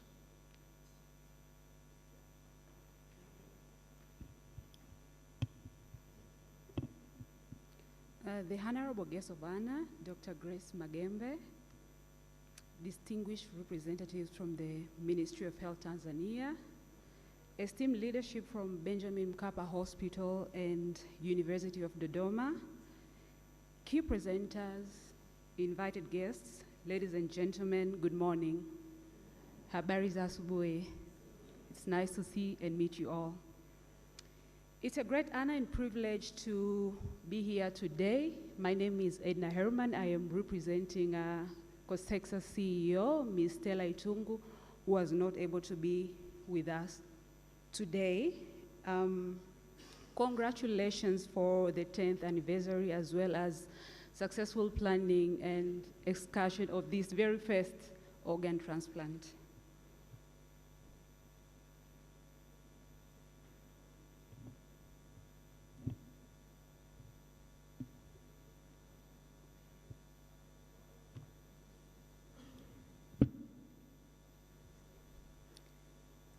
So as we are waiting for the slides, as Dr. said, so we are hosted under East Central and Southern Health Community in Arusha, Tanzania, whereby there are 9 colleges, and COSEXA, which is College of the Surgeons of the East Central and Southern Africa, is hosted. And COSEXA vision is to be the reference surgical body in the region of East, Central, and Southern Africa and beyond. And COSEXA's mission is to promote excellence in surgical care, training, and research.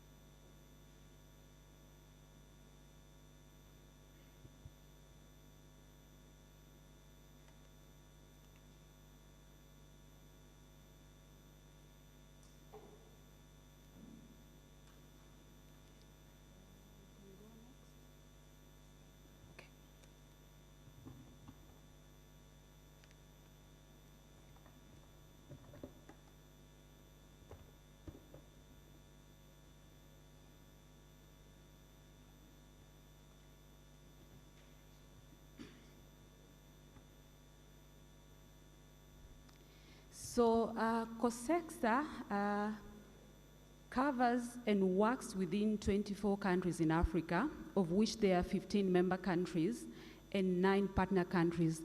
These member countries are the countries in which COSEXA training and certification is acknowledged and recognized by the Ministry of Health, Ministry of Education, as well as medical councils of these respective countries, as shown there.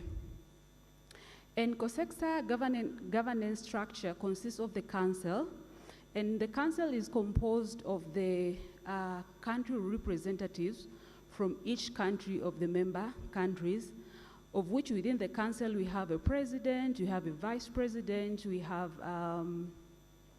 registrar, treasurer, who forms the executive or committee, and alongside we have journal of editorial board, of which we have ECA-JS, which is a very prominent upcoming journal for surgery. And underneath executive committee, we have freestanding committees, which are finance and general purpose. We have education and training committee, examination and credentialing committee, research and publication, and then comes chief executive officer. And under chief executive officer, that's where we have the secretariat team, which is hosted in Arusha. And in each country, we have country coordinators who are supporting the country representatives in the respective countries, as well as journal staffs. So we may all agree that there's such a surgical crisis in our region. And in sub-Saharan African countries, the burden of global disease is 24%. And yet only 3 to 4% of the global health workforce is the one that is available. And the government only invests about 1% of the budget into the health workforce, so we can see the shortage there is really vivid. And traditionally, all the trainings have been concentrated in capitals from standard of training across the countries. So we may all know that the shortage of surgeons, surgery has been more termed as a luxury, of which it is a basic need, and we've been lacking behind that.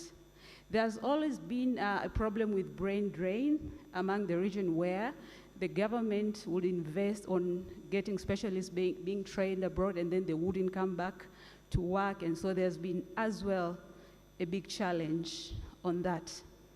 So looking at the regional density, for many years, the density has been at most 1. Up to 2015, it was only Kenya that had 1.21. But of the recent years, this was the study that was done by Lancet,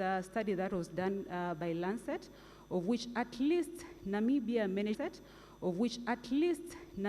managed to come up to 3, followed by Botswana, which is 2.17. And look at us, Tanzania, we are at 0.28. And the recommended density by Lancet is at least 20 surgeons in a population of 100,000. So we still have a long way to go.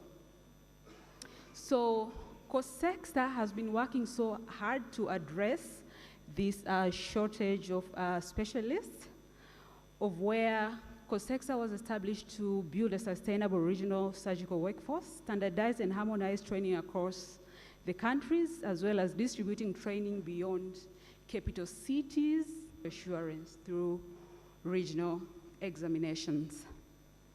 So up to now, COSEXA has a total of 153 accredited hospitals across the 15 member countries and 9 partner countries. And looking at these hospitals that we are training in, only 64%, 64% are the only hospitals that are located outside capital cities. So you can see that we are having so many hospitals in semi-urban areas where we're doing training. And with the study that was recently conducted, we were able to achieve over 93% of graduate retention in the region, of which per country the retention rate is up to 88%.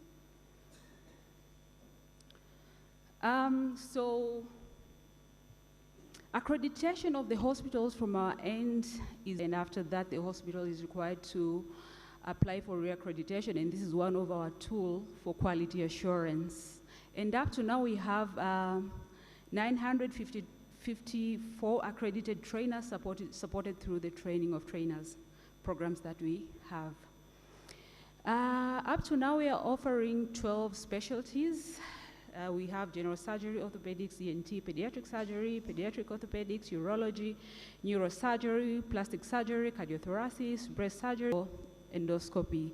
But we still have other curriculums that are under the way, which is colorectal surgery and lower GI, of which you're hoping in near future will start launching and start training. So we do not only depend on the trainings at the hospital, but we are also leveraging on technology, where we have a School of Surgeons, we have a logbook system. This allows us to do thorough monitoring for our trainees before they qualify for graduation. We as well lecture series. So COSEXA is now 26 years old, and since we started the training, we have successfully trained and graduated 1,183 surgeons from various specialists. And over the years, we have also managed to work so hard and to improve, to raise the number of female graduates. So wengine wakaanzisha training kwa ajili ya COSEXA training ambayo inaweza kusupport eneo la transplant, hasa kwenye solid organs ambazo surgeons wengi wanazifanyia. Na pengine hii ni opportunity kwetu sisi kama hospitali kuset up hiyo training, kwa sababu hakuna hiyo training hapa Afrika ambako unaweza kusomea transplant surgery. Kwa hiyo collaborations kama hizi tunaziunga mkono, na asante sana kwa kuja kwa niaba ya mashirika mengine yote ya kimataifa. Allow me now to call Professor Julie Makani. The medicine is so biased, it's male-dominated field, and it has never had a lot of collaborations within our country. She has been mentoring many people, including Professor Abel Makubi when he was training as a hematologist. Makofi tafadhali. One thing ambacho ninajivunia about Professor Julie ni kuwa na moyo wa kutoa. Some of the doctors hawapendi kuona wanafunzi wao wakiwazidi. Lakini Julie Yesu aliyesema mtafanya miujiza hata kunizidi. Professor Makubi, angalia miujiza anayofanya hapa. Anaongoza hospitali ya Benjamin Mkapa, na leo tuna transplant, tuna collaboration, tunakuza. Something gonna be born out of this symposium that we will all be proud in the coming days because of these two minds. Asante, karibu.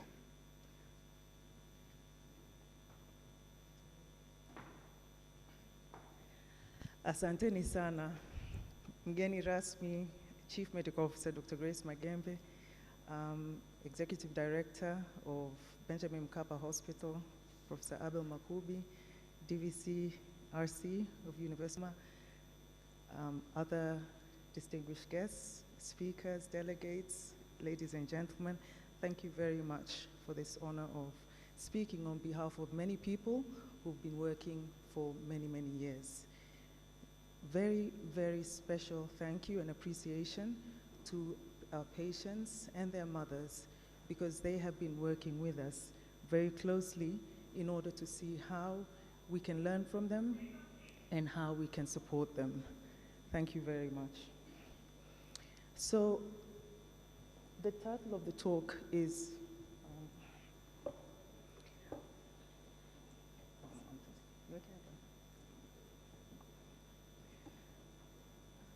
So the organizers asked me to speak about the bone marrow transplant landscape in Tanzania, but I took the liberty, and I apologize for taking the liberty, of really expanding this so that we talk about advanced therapy.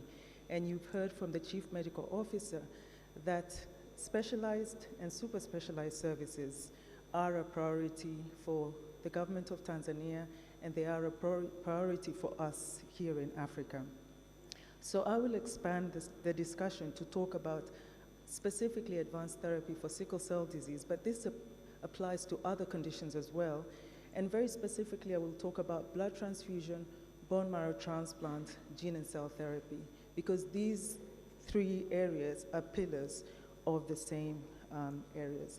I'd like to acknowledge individuals, partners, consortium, and most importantly, patients who we have been working together for more than 20 years.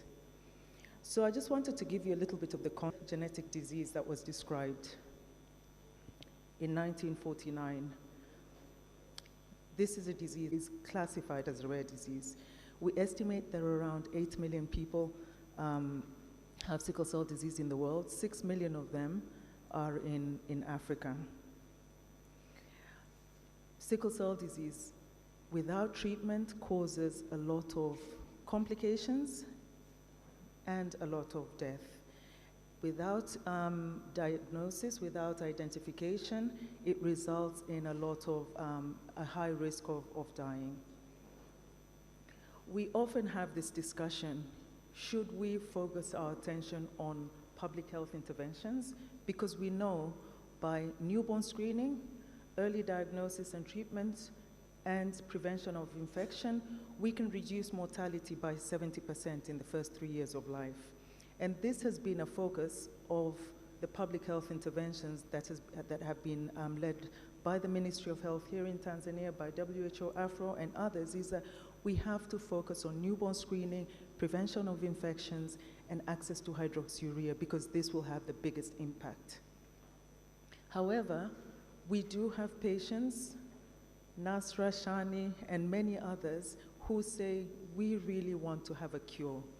And for the past 10 years, we've been having a lot of debates and discussions as to, no, Tanzania should not do or focus on curative therapy. They should focus on public health. And we're very grateful for the leadership at MNH and the leadership at BMH, because they said, we need to start somewhere, and we will start with bone marrow transplant for sickle cell disease in our country. And so what we have been able to do and say over the past 7 years is that we in Tanzania and some other countries in Africa are not just focusing on public health interventions, we're also providing curative interventions such as bone marrow transplant.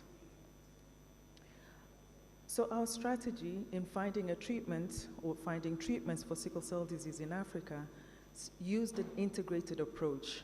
We realized, and I think this symposium is an example, we cannot do it alone. We have to work in an integrated manner.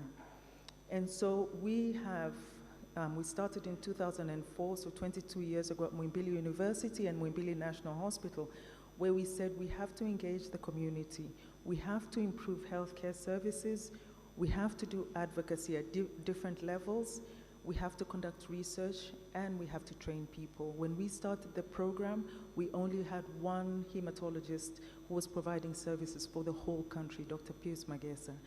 And we, within MUHA, said we have to train, and I think now we have over 50 specialists and super specialists in hematology and blood transfusion that have been trained. And this is really something, again, as a Tanzanian, really we have been honored because we have been able to be a lead as a country in being able to demonstrate how we can move from sickle cell services in one center at Muhimbili National Hospital to national programs with the coordinator, Dr. Asteria Mpoto, the national coordinator for sickle cell disease, and now we're able to influence and share knowledge across Africa. In 2016, sickle cell disease was included in the National Policy for Non-Communicable Diseases. In 2017, the leadership period of time. We now work as a coordinating center for Sickle in Africa, which is a consortium that has registered over 40,000 patients with sickle cell disease in 7 countries in Africa.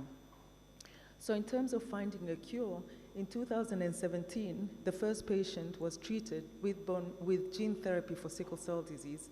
And in 2018, the government of Tanzania said we need to find a way of providing transplant and gene therapy in Tanzania for our patients. In 2019, the NIH and the Gates Foundation invested $200 million for gene therapy for sickle and HIV in Tanzania. So we have BMH Dodoma, as well as MUHAS, MNH,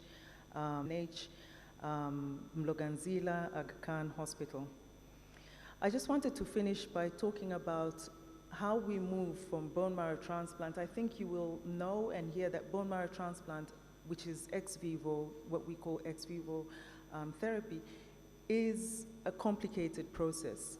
And what we are hoping to do is that we're working on research where we can have treatment with just an injection, like a vaccine, and that is what we call in vivo gene therapy. And our colleagues here, Dr. Magdalena Limo working in transfusion, Dr. Florence Urio working on cell therapy, and Dr. Siana Nke working on gene therapy are working to make this happen.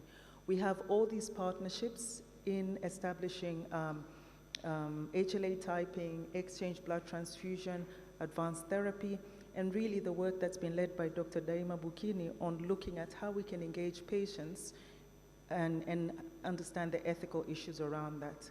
So we started the advanced therapy program 5 years ago, and we have been able to identify 200 patients, children and adults, who require transplant as well as gene therapy. The blood transfusion services, we're hoping, and I'm really glad that the partners from NBTS are here. We need to strengthen blood transfusion service. We're working with Neema and her colleagues and Arafa from the Bone and Blood Foundation. And the aim is really to set up a registry for hematopoietic stem cells or blood stem cells, so that instead of having to look for stem cell donors from South Africa or from elsewhere, we can provide them right here in Tanzania. We also have been working at national level, and really just to commend this first organ transplant symposium by BMH. We're working with partners in South Africa with the BMT classroom, and we are also working with the Africa Bone Marrow Transplant Society. So this is work in terms of the Global Gene Therapy Initiative that I mentioned earlier, and this is work published by Dr. Doxen and Dr. Daima and others, is really highlighting, highlighting that South Africa, Tanzania, Uganda, in Africa are really taking the lead in looking for gene and cell therapy for sickle cell, HIV, and hemophilia. South Africa leading the work on in vivo therapy for hemophilia, Uganda leading the work for curative therapy for HIV, and we in Tanzania are looking for leading the work on gene therapy. The importance of partnerships, people, partnerships, and professional development, and really looking for partners such as Tabiri. This is Tanzania Biomedical Research and Innovation, which is establishing centers so that we can have an umbrella and bring together all these initiatives, including 2 things that I want to mention: science diplomacy for policy, as well as local production for access to health commodities. Ultimately, we really need to remember that we conduct research, or we do science, not for science or for publications, but really for the benefit of the community and for humanity. And really to urge you all, in order for you to work in this space, please think about having a relationship with people who are affected by the disease. Thank you very much for all the people who've been working for many years on this condition, and thank you very much for listening to me. A round of applause. Thank you very much. We are very delighted to be the daughter of the soil, doing great things, leading change, advancing care, and we are very ready to receive some of the new advancement that you are working on your research, and the collaboration that you are setting us up between UK and Tanzania, so that we can have the first class type of services in our place. I hereby now call the last keynote speaker for this morning, who is none other than Professor Masumbuko Yatembela Mwashambwa, a renowned academician from University of Dodoma, working in all teaching hospitals that UDOM uses, including the Benjamin Mkapa Hospital. He is the first transplant surgeon to be trained by the Tokushukai BMH UDOM collaboration, and he has been leading. He knows a little of Japan. He can say a word of Japan like arigato, which means thank you. And he is the lead surgeon who led the team to Bugando through the collaboration within the nation. We have Tanzania with the other nationals. We have Africa with North, we have South, but this is within the country, from the capital right to the Lake Victoria. And Professor Mwashambwa is ready to speak to us. Thank you very much. You are welcome. The floor is yours. Thank you, Dr.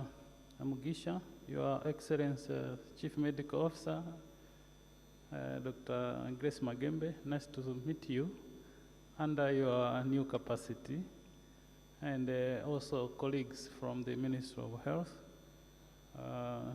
Dr. Professor Abel Makubi, the Executive Director of Benjamin Mkapa Hospital, and Professor Lazaki, Deputy Vice Chancellor, ARC, we call it ARC in the universities.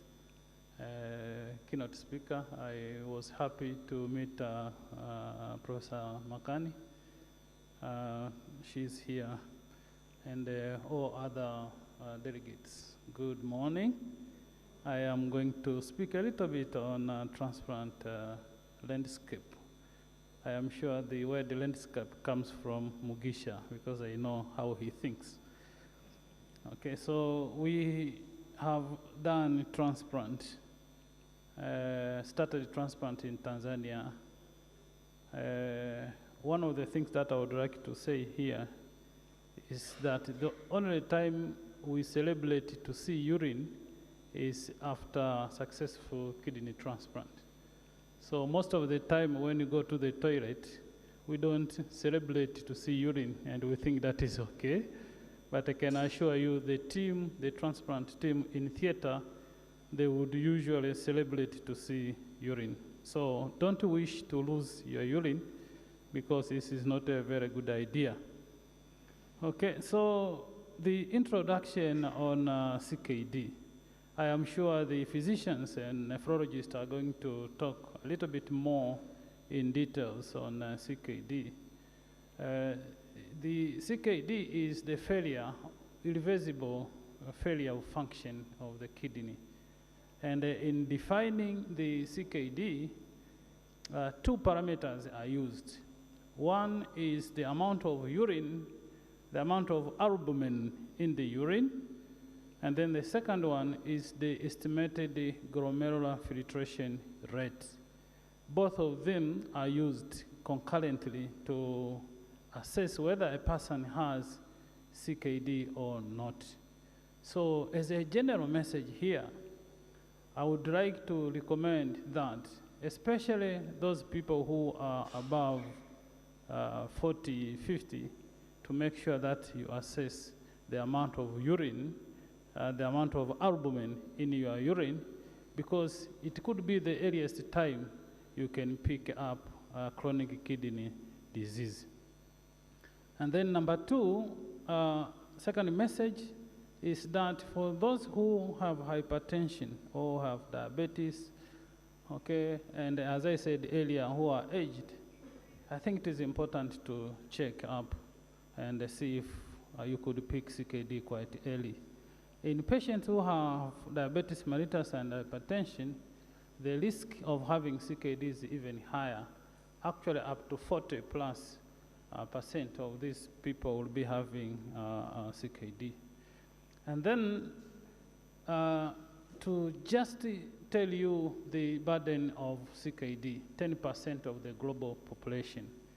In other words, 850 million people, approximately 1 billion have CKD. okay, in the various stages that I showed you in the first slide.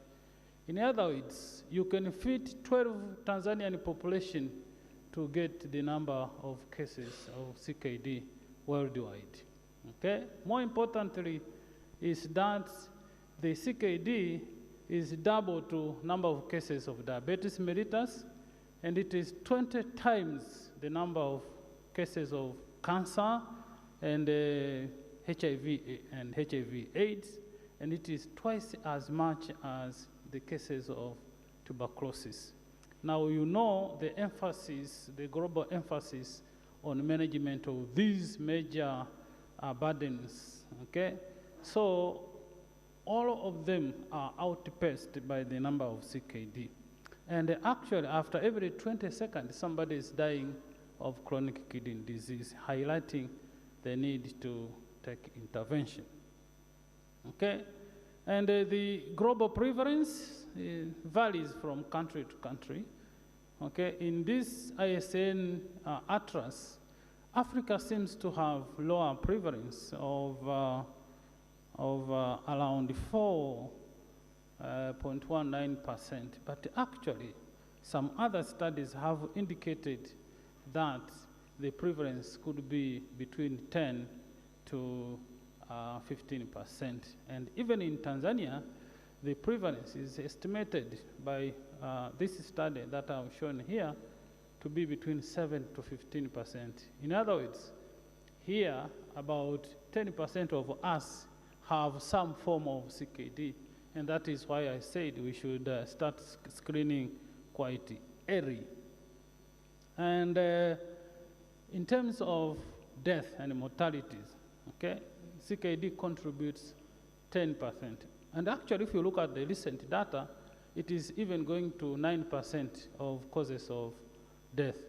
So about 1.5, okay, if you look at this figure here, CKD is number 9, and it causes death of 1.52 million people worldwide.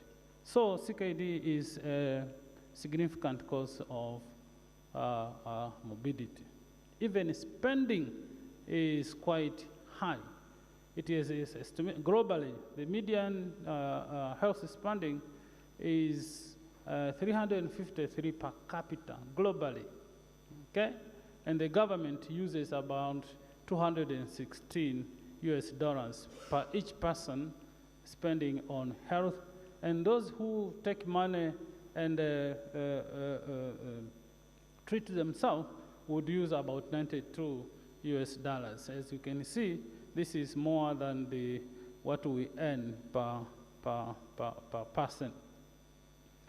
Now, for you to come back to the normalcy of kidney function, there are 3 approaches that are used, which I think most of you guys know. The first one is the dialysis that we do to our patients.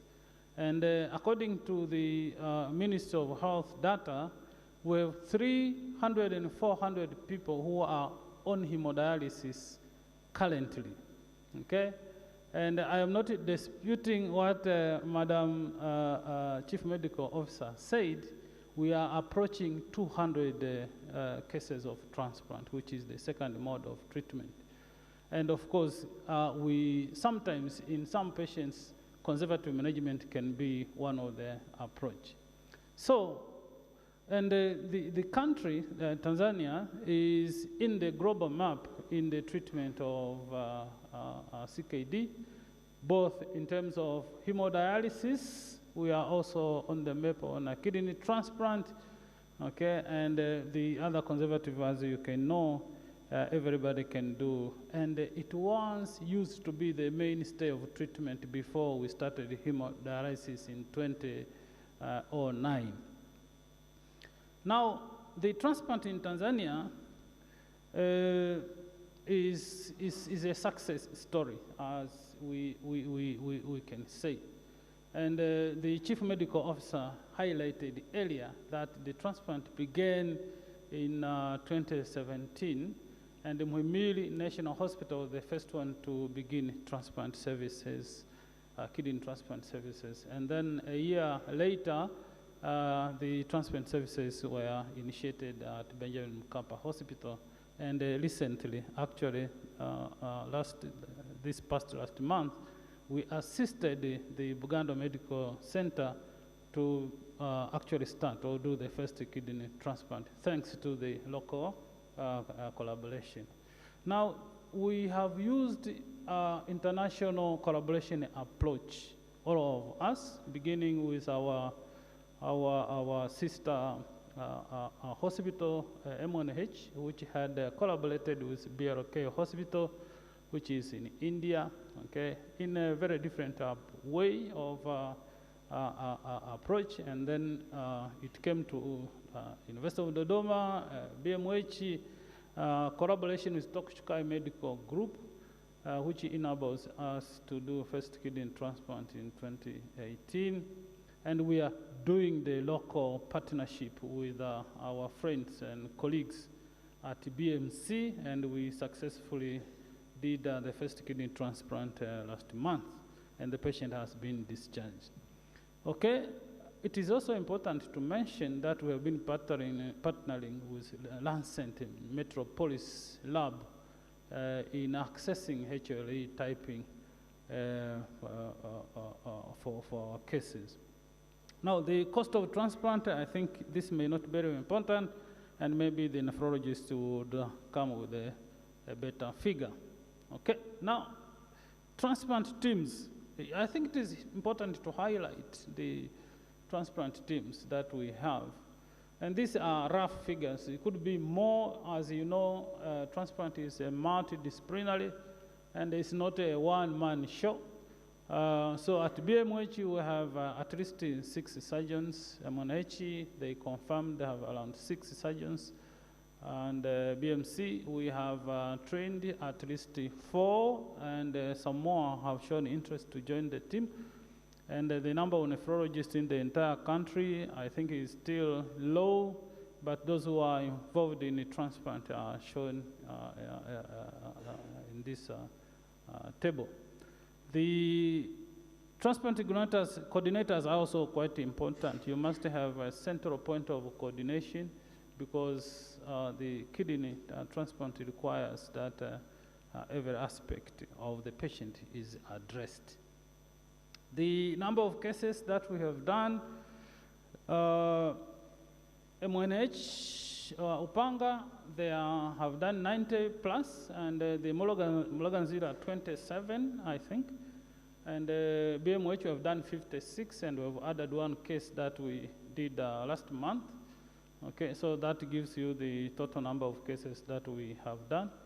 And the lower part here tells about the BMH experience, where we have at least 2 cases of recorded rejections, and one of the patients actually died following rejection. But sincerely speaking, we have lost at least 4 grafts because of thrombotic events, and 1 patient died almost immediately post-op, and that was a sad story. Okay, after celebrating urine output in the first minutes, then the patient died before she could see the next day. And the causes of mortality are as shown on the this part of the slide. We have also lost patients because having a kidney transplant does not exclude you from dying from other common causes of mortalities in the society. As you can see, some of the patients had cardiovascular events that led to a demise while at home. Others had COVID, just like any other general population. Okay, so achievement that we have made in Tanzania in kidney transplant, one of the things that we would try to say here is the strong government support. The government of Tanzania have supported the hospitals that have done transplant quite tremendously. the amount of investment that the government has done has enabled or created a favorable environment for us to do our academic or clinical work with no significant hurdles. And then number two, I want to underscore the Madam President support special fund that was brought to the hospitals to assist people who were unable to pay for transplant. I think that is also very important. The organ donation and transplant legislature, I think it is under the final preparations, and maybe in a very near future, we're going to be able to do deceased donor transplants, which I think is going to change tremendously in the way we handle CKD in the country. And of course, other organs transplant would be possible. Okay, the CMO spoke about the role of universal health insurance, and I'm sure the NHF are also here going to speak something on that. And the partnership is very important.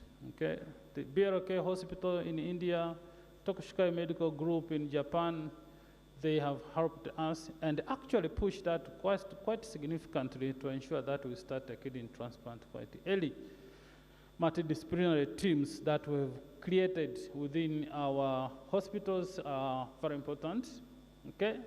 Again, transplant is not a one-man show. There's no single person who can do kidney transplant alone. You must have a good team and that has high spirits. And at times, kidney transplant may not be cost effective if you are to see how much one may earn from kidney transplant. Advocacy and leadership is very, very important. Okay, had it not been the executive directors pushing us to begin, maybe things would have been quite different. Okay, so key challenges, there are many. We have surgical-related challenges, okay, especially sometimes, and it appears maybe once or twice in a year, the donors wouldn't be available, even with the maximum advocacy, okay? And then number two, which I think we must also address and we have begun actually to address, is reliance on open donor nephrectomy. I think the scars that we create are quite big, and that might discourage donors. Pharmaceuticals, especially on the costs of immunosuppressants. I'm sure the key stakeholders will speak on that. Lab, as I said earlier, I think it is important that in our country, we may invest in one of the lab, in one of the hospital, and then make it the main hospital for HRA typing, CDC, and those kind of things, okay, so that the other hospitals can access such services, okay, through collaboration, okay. Cost of transplants, they're still high, not as high as it was when we were sending patients abroad, but I think we have reduced quite significantly. Okay, so these challenges that we have discussed here actually are similar across Africa, as it was reported in this paper. So we have opportunities. One, we have a large number of patients that we need to attend.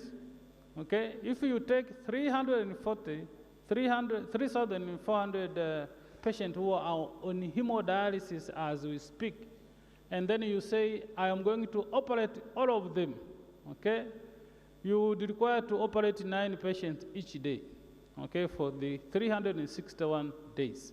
And if you say, we are going to exclude Sundays, then you will have to operate 13 people every day, okay, from Monday to Friday, okay? And if you say, I have 2 operating days, you would require to operate 32 people across the centers. What does this mean? We need to pull out our socks and make sure that we have more transplant centers as we can. And then the outcomes, they are quite encouraging, not very bad for beginners.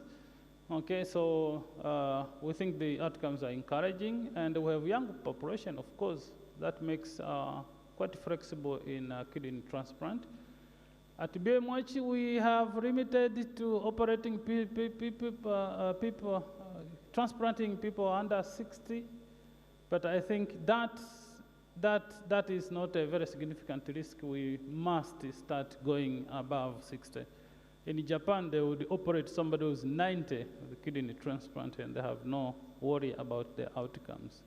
Okay, our families are extended, which means a potential pool for donor, and we have capable hospitals. And I would like to also encourage our colleagues, especially those big hospitals like Aga Khan, Mbeya Zonal Referral Hospital, and of the like, to even start considering kidney transplant. Because we have already started, it would be possible to create a teams in their hospitals. The role of universities was highlighted, Professor Razaki, and I'm not going to repeat. Okay, we need to continue training to our people, okay, especially, as I said, one of the key challenges is open surgeries. Maybe donor nephrectomy would be the best, but when we start deceased donor, things will be even easier. In the hospital that I've trained in Japan, my professor has started doing transplant using a robot, okay? We may also work towards using robots in our center as we strive to be center of excellency. Okay, summary, significant progress that we have made in the past 7-8 years. We have done quite significantly, and we have a significant number of patients who are waiting for us, so we need to start running even at a higher pace, considering the quality. I understand BMH, UDOM are going to start construction of a kidney and organ transplant center. That should be one of the way to run fast, okay? And we need to strengthen through training, cost reduction, advocacy on organ donation, and we should actually start very early, because even with deceased donor, you must obtain a consent.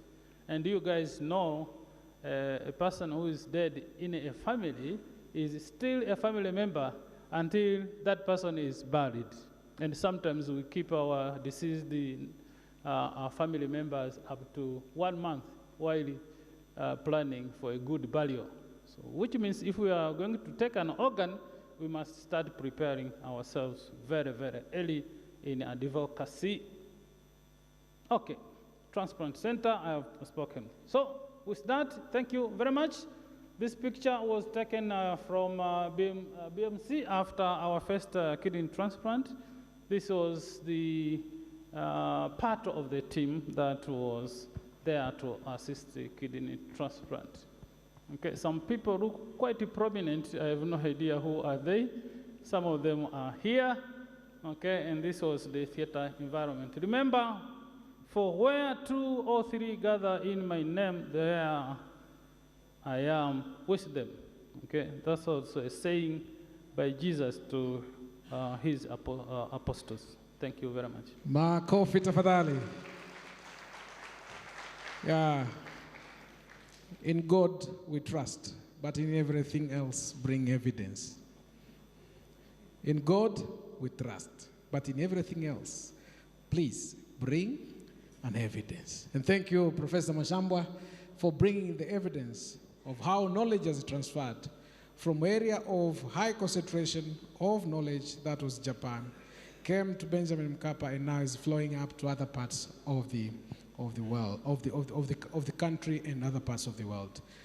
We are coming to the end of our session, morning session, but allow me to give 1 minute remarks for Mr. Masimba, who is a beneficiary of kidney transplant after Mwashambo has said to give a word for 1 minute, and then we'll hear from the other person who is with us who benefited from bone marrow, and then we'll go to photo shooting, breakfast, and then come back for another session.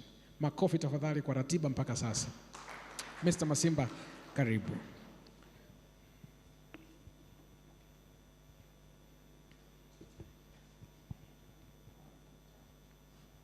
Jamhuri ya Muungano wa Tanzania. Jamhuri ya Muungano wa Tanzania. Mheshimiwa mgeni rasmi, mimi naitwa Richard Masimba, ni mnufaika wa upandikizaji wa figo. Na miezi 5 tu toka nimepandikizwa figo. Kwanza natoa shukrani zangu za dhati kwa serikali ya Jamhuri ya Muungano wa Tanzania. Naomba tumpe maua yake Dr. Samia Suluhu Hassan kwa kuona jambo hili ni la muhimu sana. Lakini pia nishukuru Wizara ya Afya kwa ajili ya kuona jambo hili Watanzania waweze kupata tabasamu. Shukrani za pekee nizipeleke kwa madaktari wa Benjamini Hospitali. Kwa kweli nimewanyanyulia mikono. Nilipata shida hii, mimi nimekuwa nafanya dialysis miaka 3 mfululizo. Katika miaka 3, mara 3 kwa wiki, masaa 4 kitandani. Lakini ilipofika tarehe 16 mwezi wa 12 mwaka 2025, niliamua kufanya upandikizaji wa figo. Na ni kijana wangu alisema, baba, naomba nikupe zawadi kwa kunilea, kwa kunisomesha. Sina cha kukupa, naomba nikupatie figo yangu moja. Kwa kweli tulifanya upandikizaji salama na madaktari wa Benjamin Mkapa. Kwa kweli nilifarijika sana. Nilipokuwa nimelala niliona watu wamezunguka wengi. Na kiongozi mmoja tu alikuwa anauliza, uko tayari? Wewe uko tayari? Alifanya tunaanza. Baada ya hapo sikujitambua mpaka niliporudi kule CCU. Asubuhi nakuta dumu limejaa mkojo. Nilishangaa sana. Kitu ambacho nikikosa kwa miaka 2. Niliambiwa nitoe sample kwa ajili ya kupima tu, kuangalia kama kuna infection ya mkojo. Siku 4 mkojo wa sample nilikosa. Oneni miujiza iliyofanyika ya sayansi. Katika siku moja tu, masaa machache, nilikuta kuna dumu la mkojo. Kwa hiyo naweza kuamini kwamba sayansi ni kitu kingine. Tumshukuru sana Mwenyezi Mungu. Kwa hiyo shukrani zangu nazielekeza katika maeneo hayo, na naomba sana Watanzania wenzangu wajue kabisa swala la upandikaji wa figo linawezekana na tabasamu itarudi. Kwa mtu ambaye aliniona miezi 6 iliyopita na mtu ambaye ameniona juzi, ameshangaa sana. Asema sio wewe ukuwa unaumwa, labda ulisafiri. Kwa kweli afya yangu imerejea na limeleta tabasamu katika familia na Watanzania wenzangu, na nimerejea kazini. Sasa nafanya kazi zangu kwa uhakika sana. Makofi tafadhali. Sina changamoto yoyote, niko vizuri, naendelea na kazi zangu na kufuata masharti ambayo wataalamu wamenipa. Rai yangu, tunapokuwa tuko hapa, tukitoka hapa basi tutoke na suluhisho kwamba katika hili swala la upandikizaji wa viungo tunaweza kufanya nini ili Watanzania wenzetu waweze kuwa na tabasamu. Wako wengi sana wanapata tabu, na mimi nimekuwa ni shuhuda kwa sababu nimeyaishi hayo. Kwa miaka 3 nikifanya dialysis, kuna wengine walikuwa natuaga kabisa, wasema bana, mimi nimeshindwa gharama. Kwa hiyo ukiona siji ujue ndo basi. Baadaye mnaambiwa tu bana, mwenzetu ametangulia mbele za haki. Lakini tulisema haya ni maisha, na tuliendelea, na wengine waliweza kusaidiwa na waliendelea na maisha. Kwa hiyo niwaambie Watanzania wenzangu kwamba tusikate tamaa. Hii inawezekana, ila tuendelee kumtegemea Mwenyezi Mungu. Asante sana. Basi baada ya kusema hayo, mimi niwashukuru wote na niwashukuru kwa mwaliko huu, na mimi kwa kweli nimefurahi sana kuwa katika mmoja wa watu ambao wamekuja kwenye mkutano huu wa kwanza. Kwa hiyo nitakuwa balozi mzuri sana wa kueleza yale ambayo tumeyaishi tukiwa na shida ya changamoto ya figo. Asanteni sana. Asante sana. Kwa namna ya pekee ile timu ya upasuaji, naomba niwasimamishe wauguzi tu walioko humu ndani walioshiriki kwenye operation yake na operations zingine.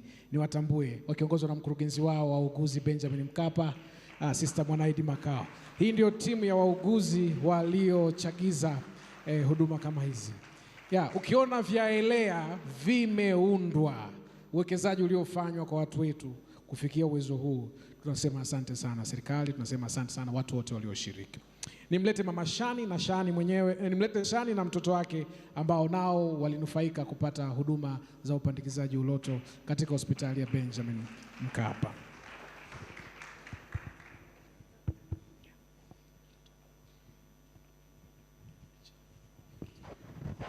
We make a difference. 10 years of our existence in the nation, we have a testimony to tell the world that Tanzania is growing, Tanzania is changing, Tanzania is achieving, and the more is about to come. Thank you. Karibu.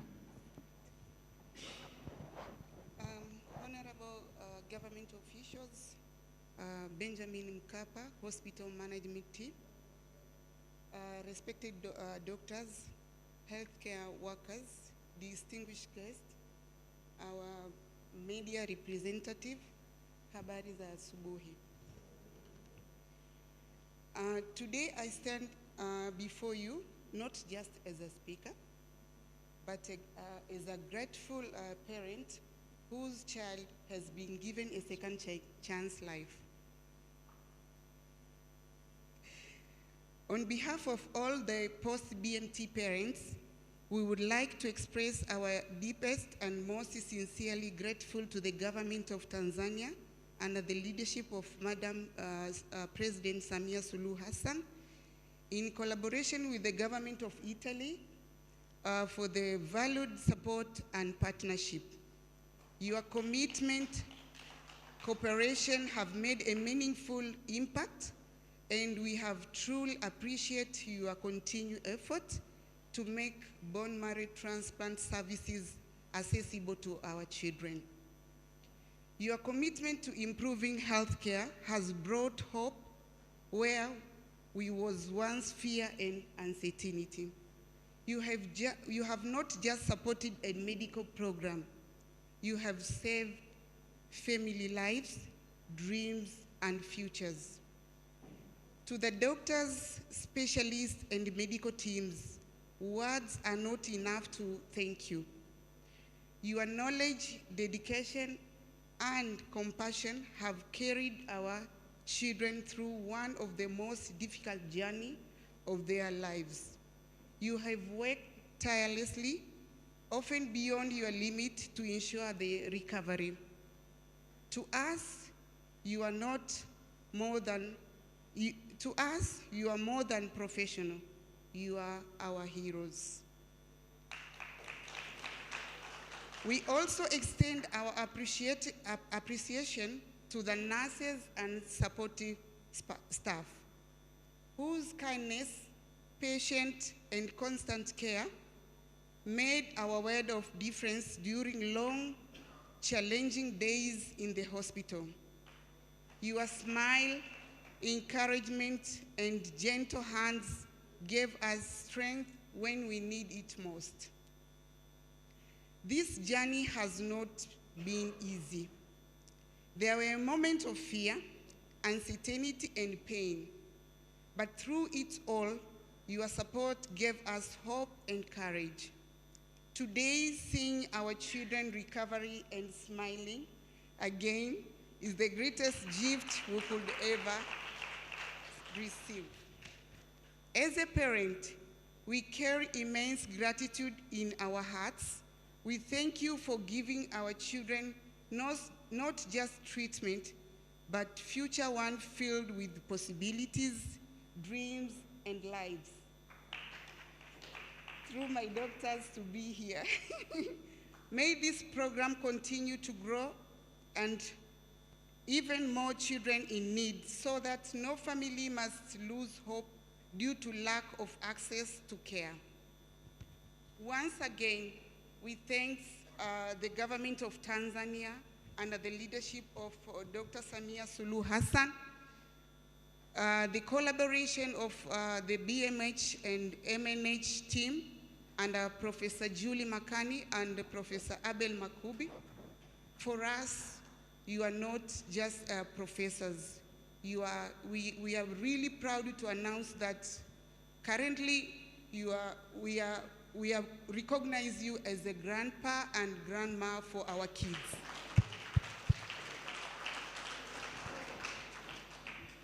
The BMT doctors and everyone who made this possible, may God bless you all. Asanteni sana. Asante sana. Sasa tusikilize mjukuu akimwambia babu. Akimwambia na bibi yake pale. Dakika moja, sema neno lolote. Mama amesema, lakini na wewe sema neno lolote. Hapa kuna babu yako na bibi yako wako hapa. Good morning everyone. My name is Nasra and I was one of the patients of Benjamin William Mkapa. Since I was born, I was diagnosed with sickle cell disease. I was sick, always admitted at the hospital, losing too much school, and many painful moments in my life. I thank you, BMH staff and doctors, for recovering me, and thank you to all of the professors of Benjamin Mkapa. Asanteni sana. Makofi tafadhali. Asante sana. You can shake hand hapo. Babu na bibi, njoni mpate picha. Babu na bibi, njoni mpate picha, alafu Mr. Masimba na wewe utakuja. Yeah. Na hapa tutaanza zoezi la picha. Karibu tupite tupate picha pamoja.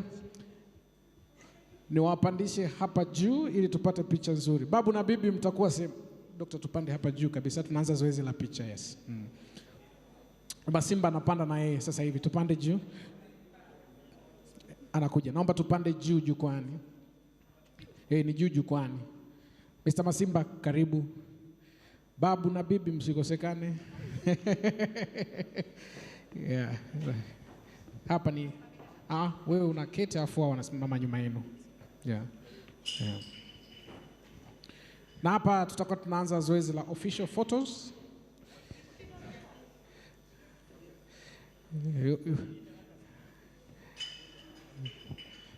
Yeah. Our photographers. Sawa. Masimba. Masimba.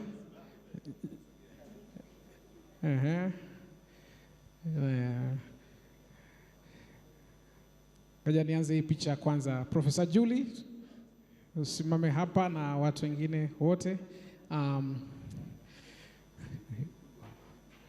Bibi ndio aje hapa. Sawa, bibi umesema uje hapa. Alafu mganga mkuu anasema mimi kwa kweli natoa nafasi kwa bibi kwanza. Bibi, tunashukuru sana. Thank you very much. A round of applause.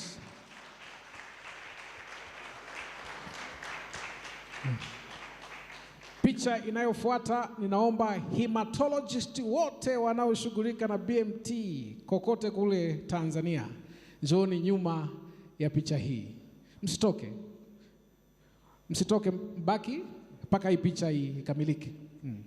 Hematologist wote walioko hapa, young and old, men and female, from MNH, from MUHAS, from Benjamin Mkapa, from UDOM, from KSMC, from Bugando. Please, please, please, please, occupy the stage. Occupy the stage, left and right. Yes, even from Globe. Hata wale walioko online tunapata picha ya pamoja kwa online. Watakuja, wao wana picha yao mahususi kabisa. Aya, smile kwenda mbele, sickle cell imeisha. Kamera unaotazama ni ile pale. Baada ya hawa watatokea upande huu, watakuja transplant surgeons wote waliopandikiza figo, transplant nephrologist wote, nurses walioko hapa, anesthesiologist walioko hapa. Msogee tafadhali. Mheshimiwa mgeni rasmi, wakati ukiendelea kufuatilia, aliingia mwakilishi wa mwanasheria mkuu wa serikali Mr. Kanani, tafadhali simama. Ofisi yao tuliwaalika mahususi kwa sababu wanahusika na uandishi wa sheria na mambo mbalimbali. Kwa hiyo yeye anatoka kitengo cha uandishi wa sheria, ofisi ya mwanasheria mkuu wa serikali. CPD. Yes, kutoka CPD.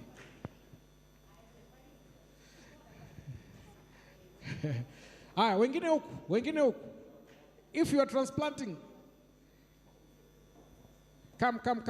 come close. Wafupi kama kawaida ni mbele. Sogea kushoto kwako, wenzako watokelezee.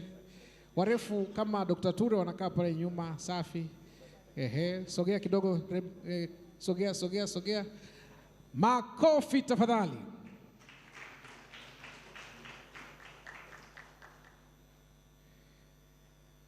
Makofi tena.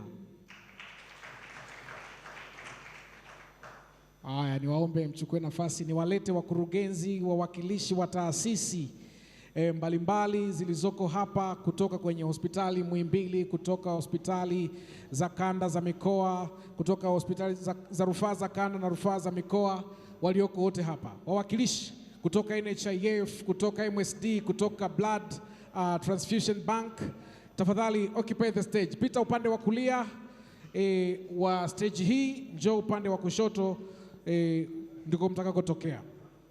Wawakilishi kutoka taasisi CPD, na wewe unatakiwa huku juu, kutoka MNH wakiongozwa na Dr. Faraja, kutoka NIMRI, kutoka NHIF Dr. Edith, kutoka taasisi ya utafiti NIMRI Dr. Enid na wenzako. Nashukuru sana. Tutafanya kwa makundi mawili kama tumekwisha kujaa. Hii ni picha muhimu sana na lazima tuiweke kwenye kumbukumbu. Tutafanya kwa makundi mawili. Sogea kulia, sogea kushoto, sogea kushoto kidogo. Aha, vizuri kabisa. Smile, sickle cell transplant na taasisi zetu zote kwa ujumla, mambo safi. Picha ya kwanza ya makundi kutoka taasisi mbalimbali. Jamani, asanteni sana kwa kuja. Asanteni sana kwa kuwa pamoja nasi tunapoandika historia hii. Kundi la pili tafadhali.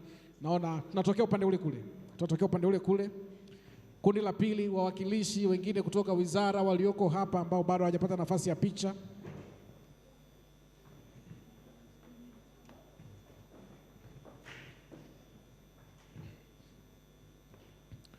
Sogea kwenye balance, andaa tabasamu. Nikisema tabasamu linaenda hewani moja kwa moja. 1, 2, 3. Ya, tunaomba picha muhimu. Picha muhimu sana. Asanteni kwa kuja. Niombe watu wetu waliotudhamini, taasisi ya UDOM, taasisi ya Enco, kutoka kule Fahari Motors, sponsors wetu wote walioko hapa, tafadhali njoni haraka sponsors wetu. Ninakwenda haraka ku catch up na time. Kwa niaba ya UDOM naona anakuja Shakilu. Fahari Motors,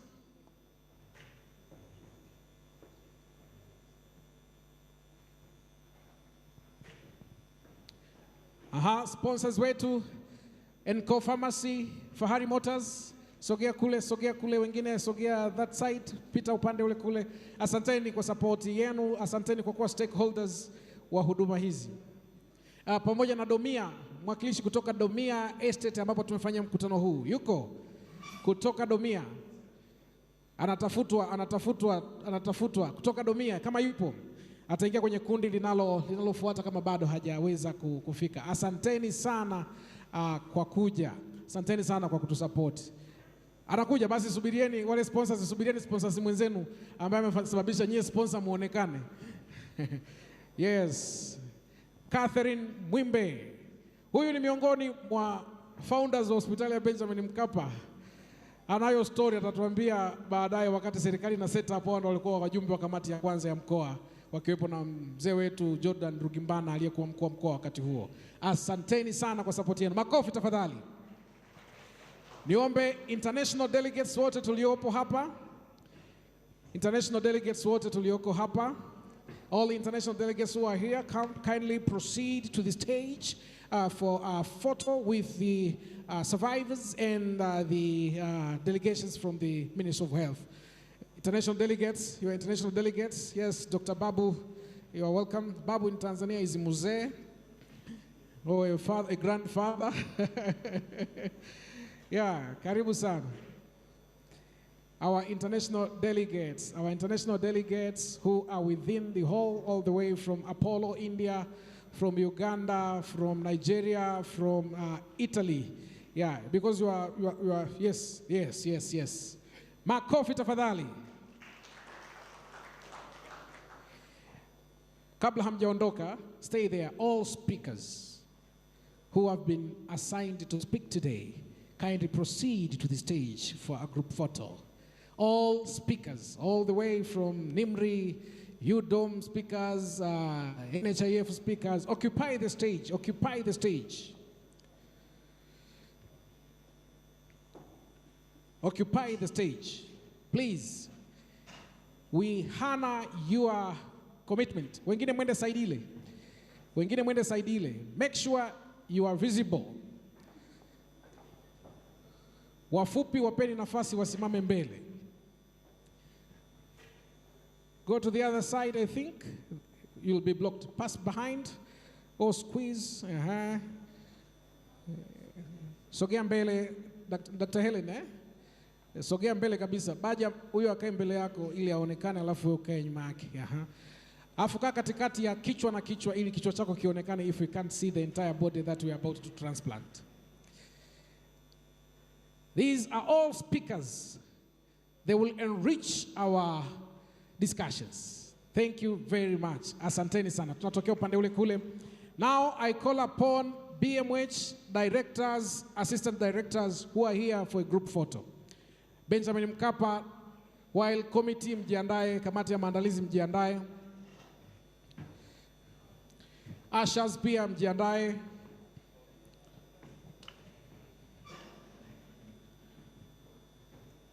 BMH assistant directors walioko hapa.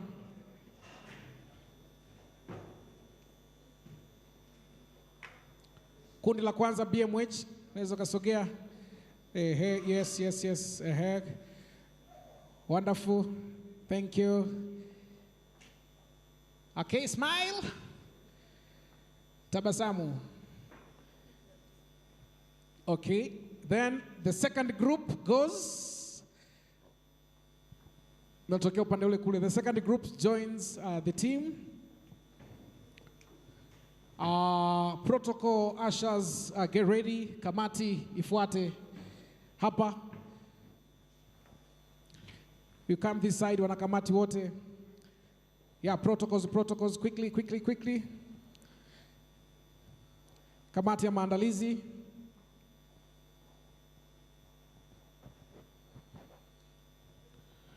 This is history. The photos will live forever as long as we upload them on the online platform. And they will tell that at this day, in particular, May 6, at Domia Estate, a symposium, the first symposium on organ transplant was done. Protocols, tupande. Kamati, twende.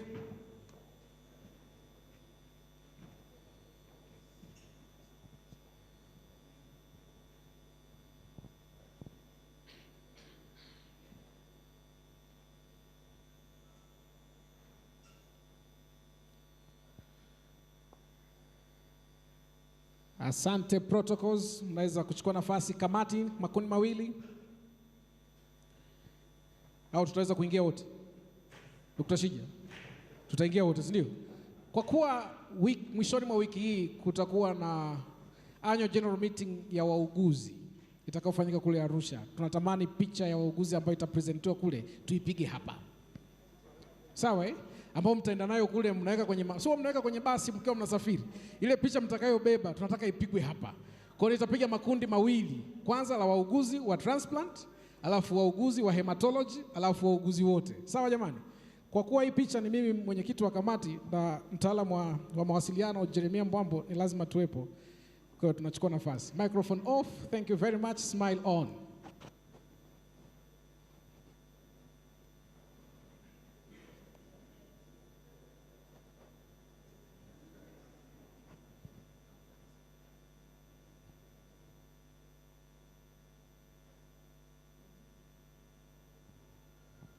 Asante sana kamati kwa usimamizi wenu, mtatokea kule. Niwaite sasa wauguzi wa hematology, wauguzi wa bone marrow transplant walioko hapa, kundi la kwanza. Waite wote. Walitaka waende na hayo makundi mawili kwa sababu ndo specialty tunazopeleka kule kwenye mkutano. Niwaite wote. Sawa. Wauguzi kutoka transplant na mkurugenzi wetu wa wauguzi, pandeni hapa stagini.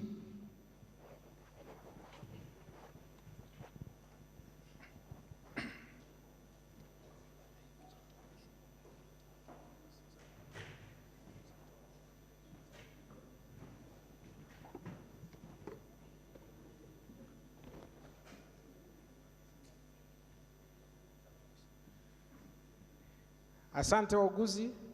Zoezi linalofuata ni kupata picha ya meza kuu na kukabidhi zawadi kwa mgeni rasmi na meza kuu.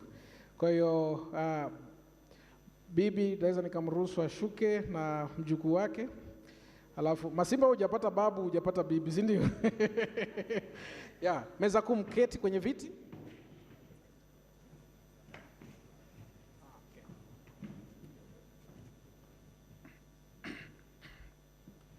Wakati zawadi kwa mgeni rasmi zinaandaliwa ambazo zitakabidhiwa na Profesa Ebo Makubi, Mheshimiwa mgeni rasmi, nataka nikujulishe tulikuwa na tunao wanafunzi hapa ndani wanaosomea hematolojia, the future of our transplant services, na resident wengine wote walioko hapa. Nitawapatia upendeleo kama wajukuu wajao au babu wajao na bibi wajao. Okay, niombe mpande haraka haraka resident trainees wote kutoka hematology, kutoka MUHAS, resident kutoka UDOM ambao mko hapa, quickly kimbia, ingilieni huko tu.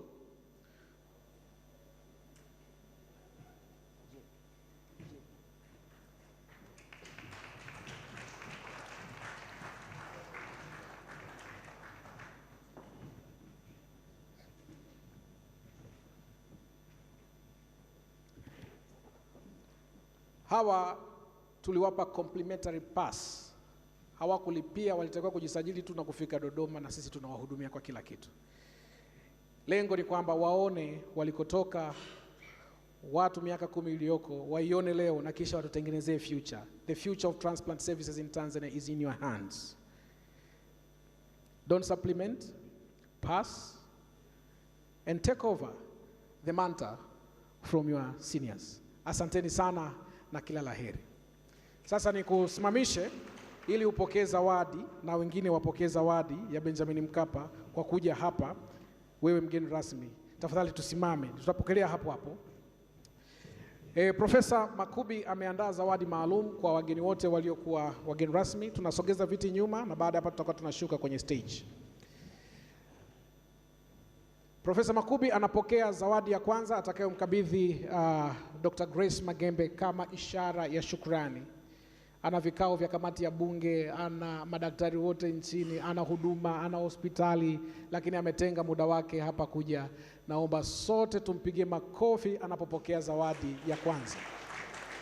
Mpatie Profesa Makubi zawadi ya kwanza.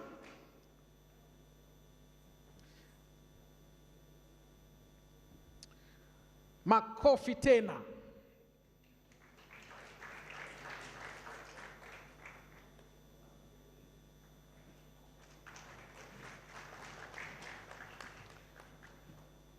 Atakayepokea zawadi wa pili ni mwakilishi wa DCS Dr. Juliet Kabengula.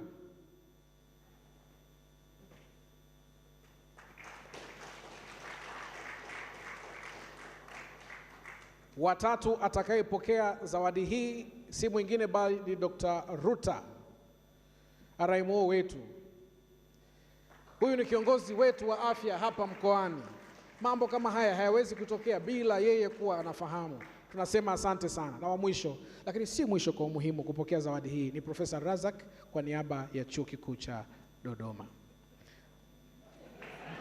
Kwanza amejipa kwa sababu ni mshiriki. UDOM ni identical twin of the healthcare services that are available on top of the hill kule juu. Baada ya maneno hayo, ninaomba moja na naomba ukabidhi zawadi moja ya mwisho tu kwa international delegate kutoka COSEXA, Dr. Edna ambaye atakuja, alafu nitakupatia microphone. Nipatie moja. Pita hapo. Kwa niaba ya wageni wote waliotuwakilisha kutoka taasisi za kimataifa ambazo ziko nchini Tanzania, mtamkabidhi zawadi yake hapo. Profesa Makubi, kabidhi zawadi.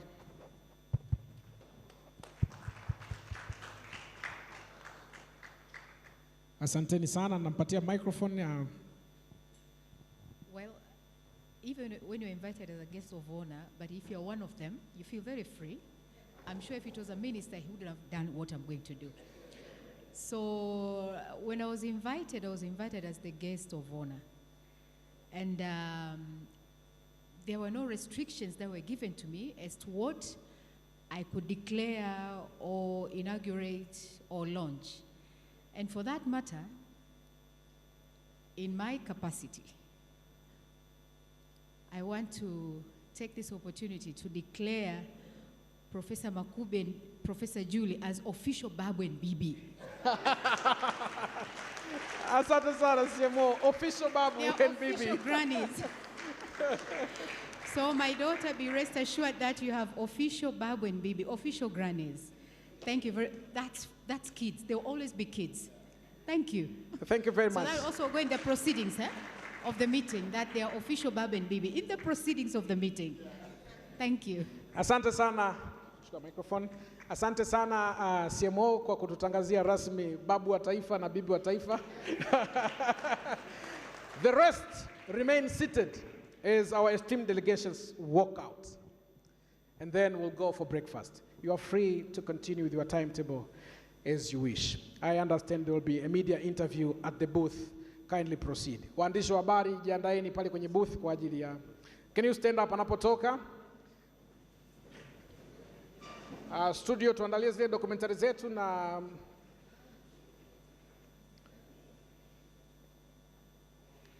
baada hapo tutakuwa na very short tea break and then we'll kickstart some of the other timetable. Our first speaker will be Dr. Ebun Bamgoe right after breakfast.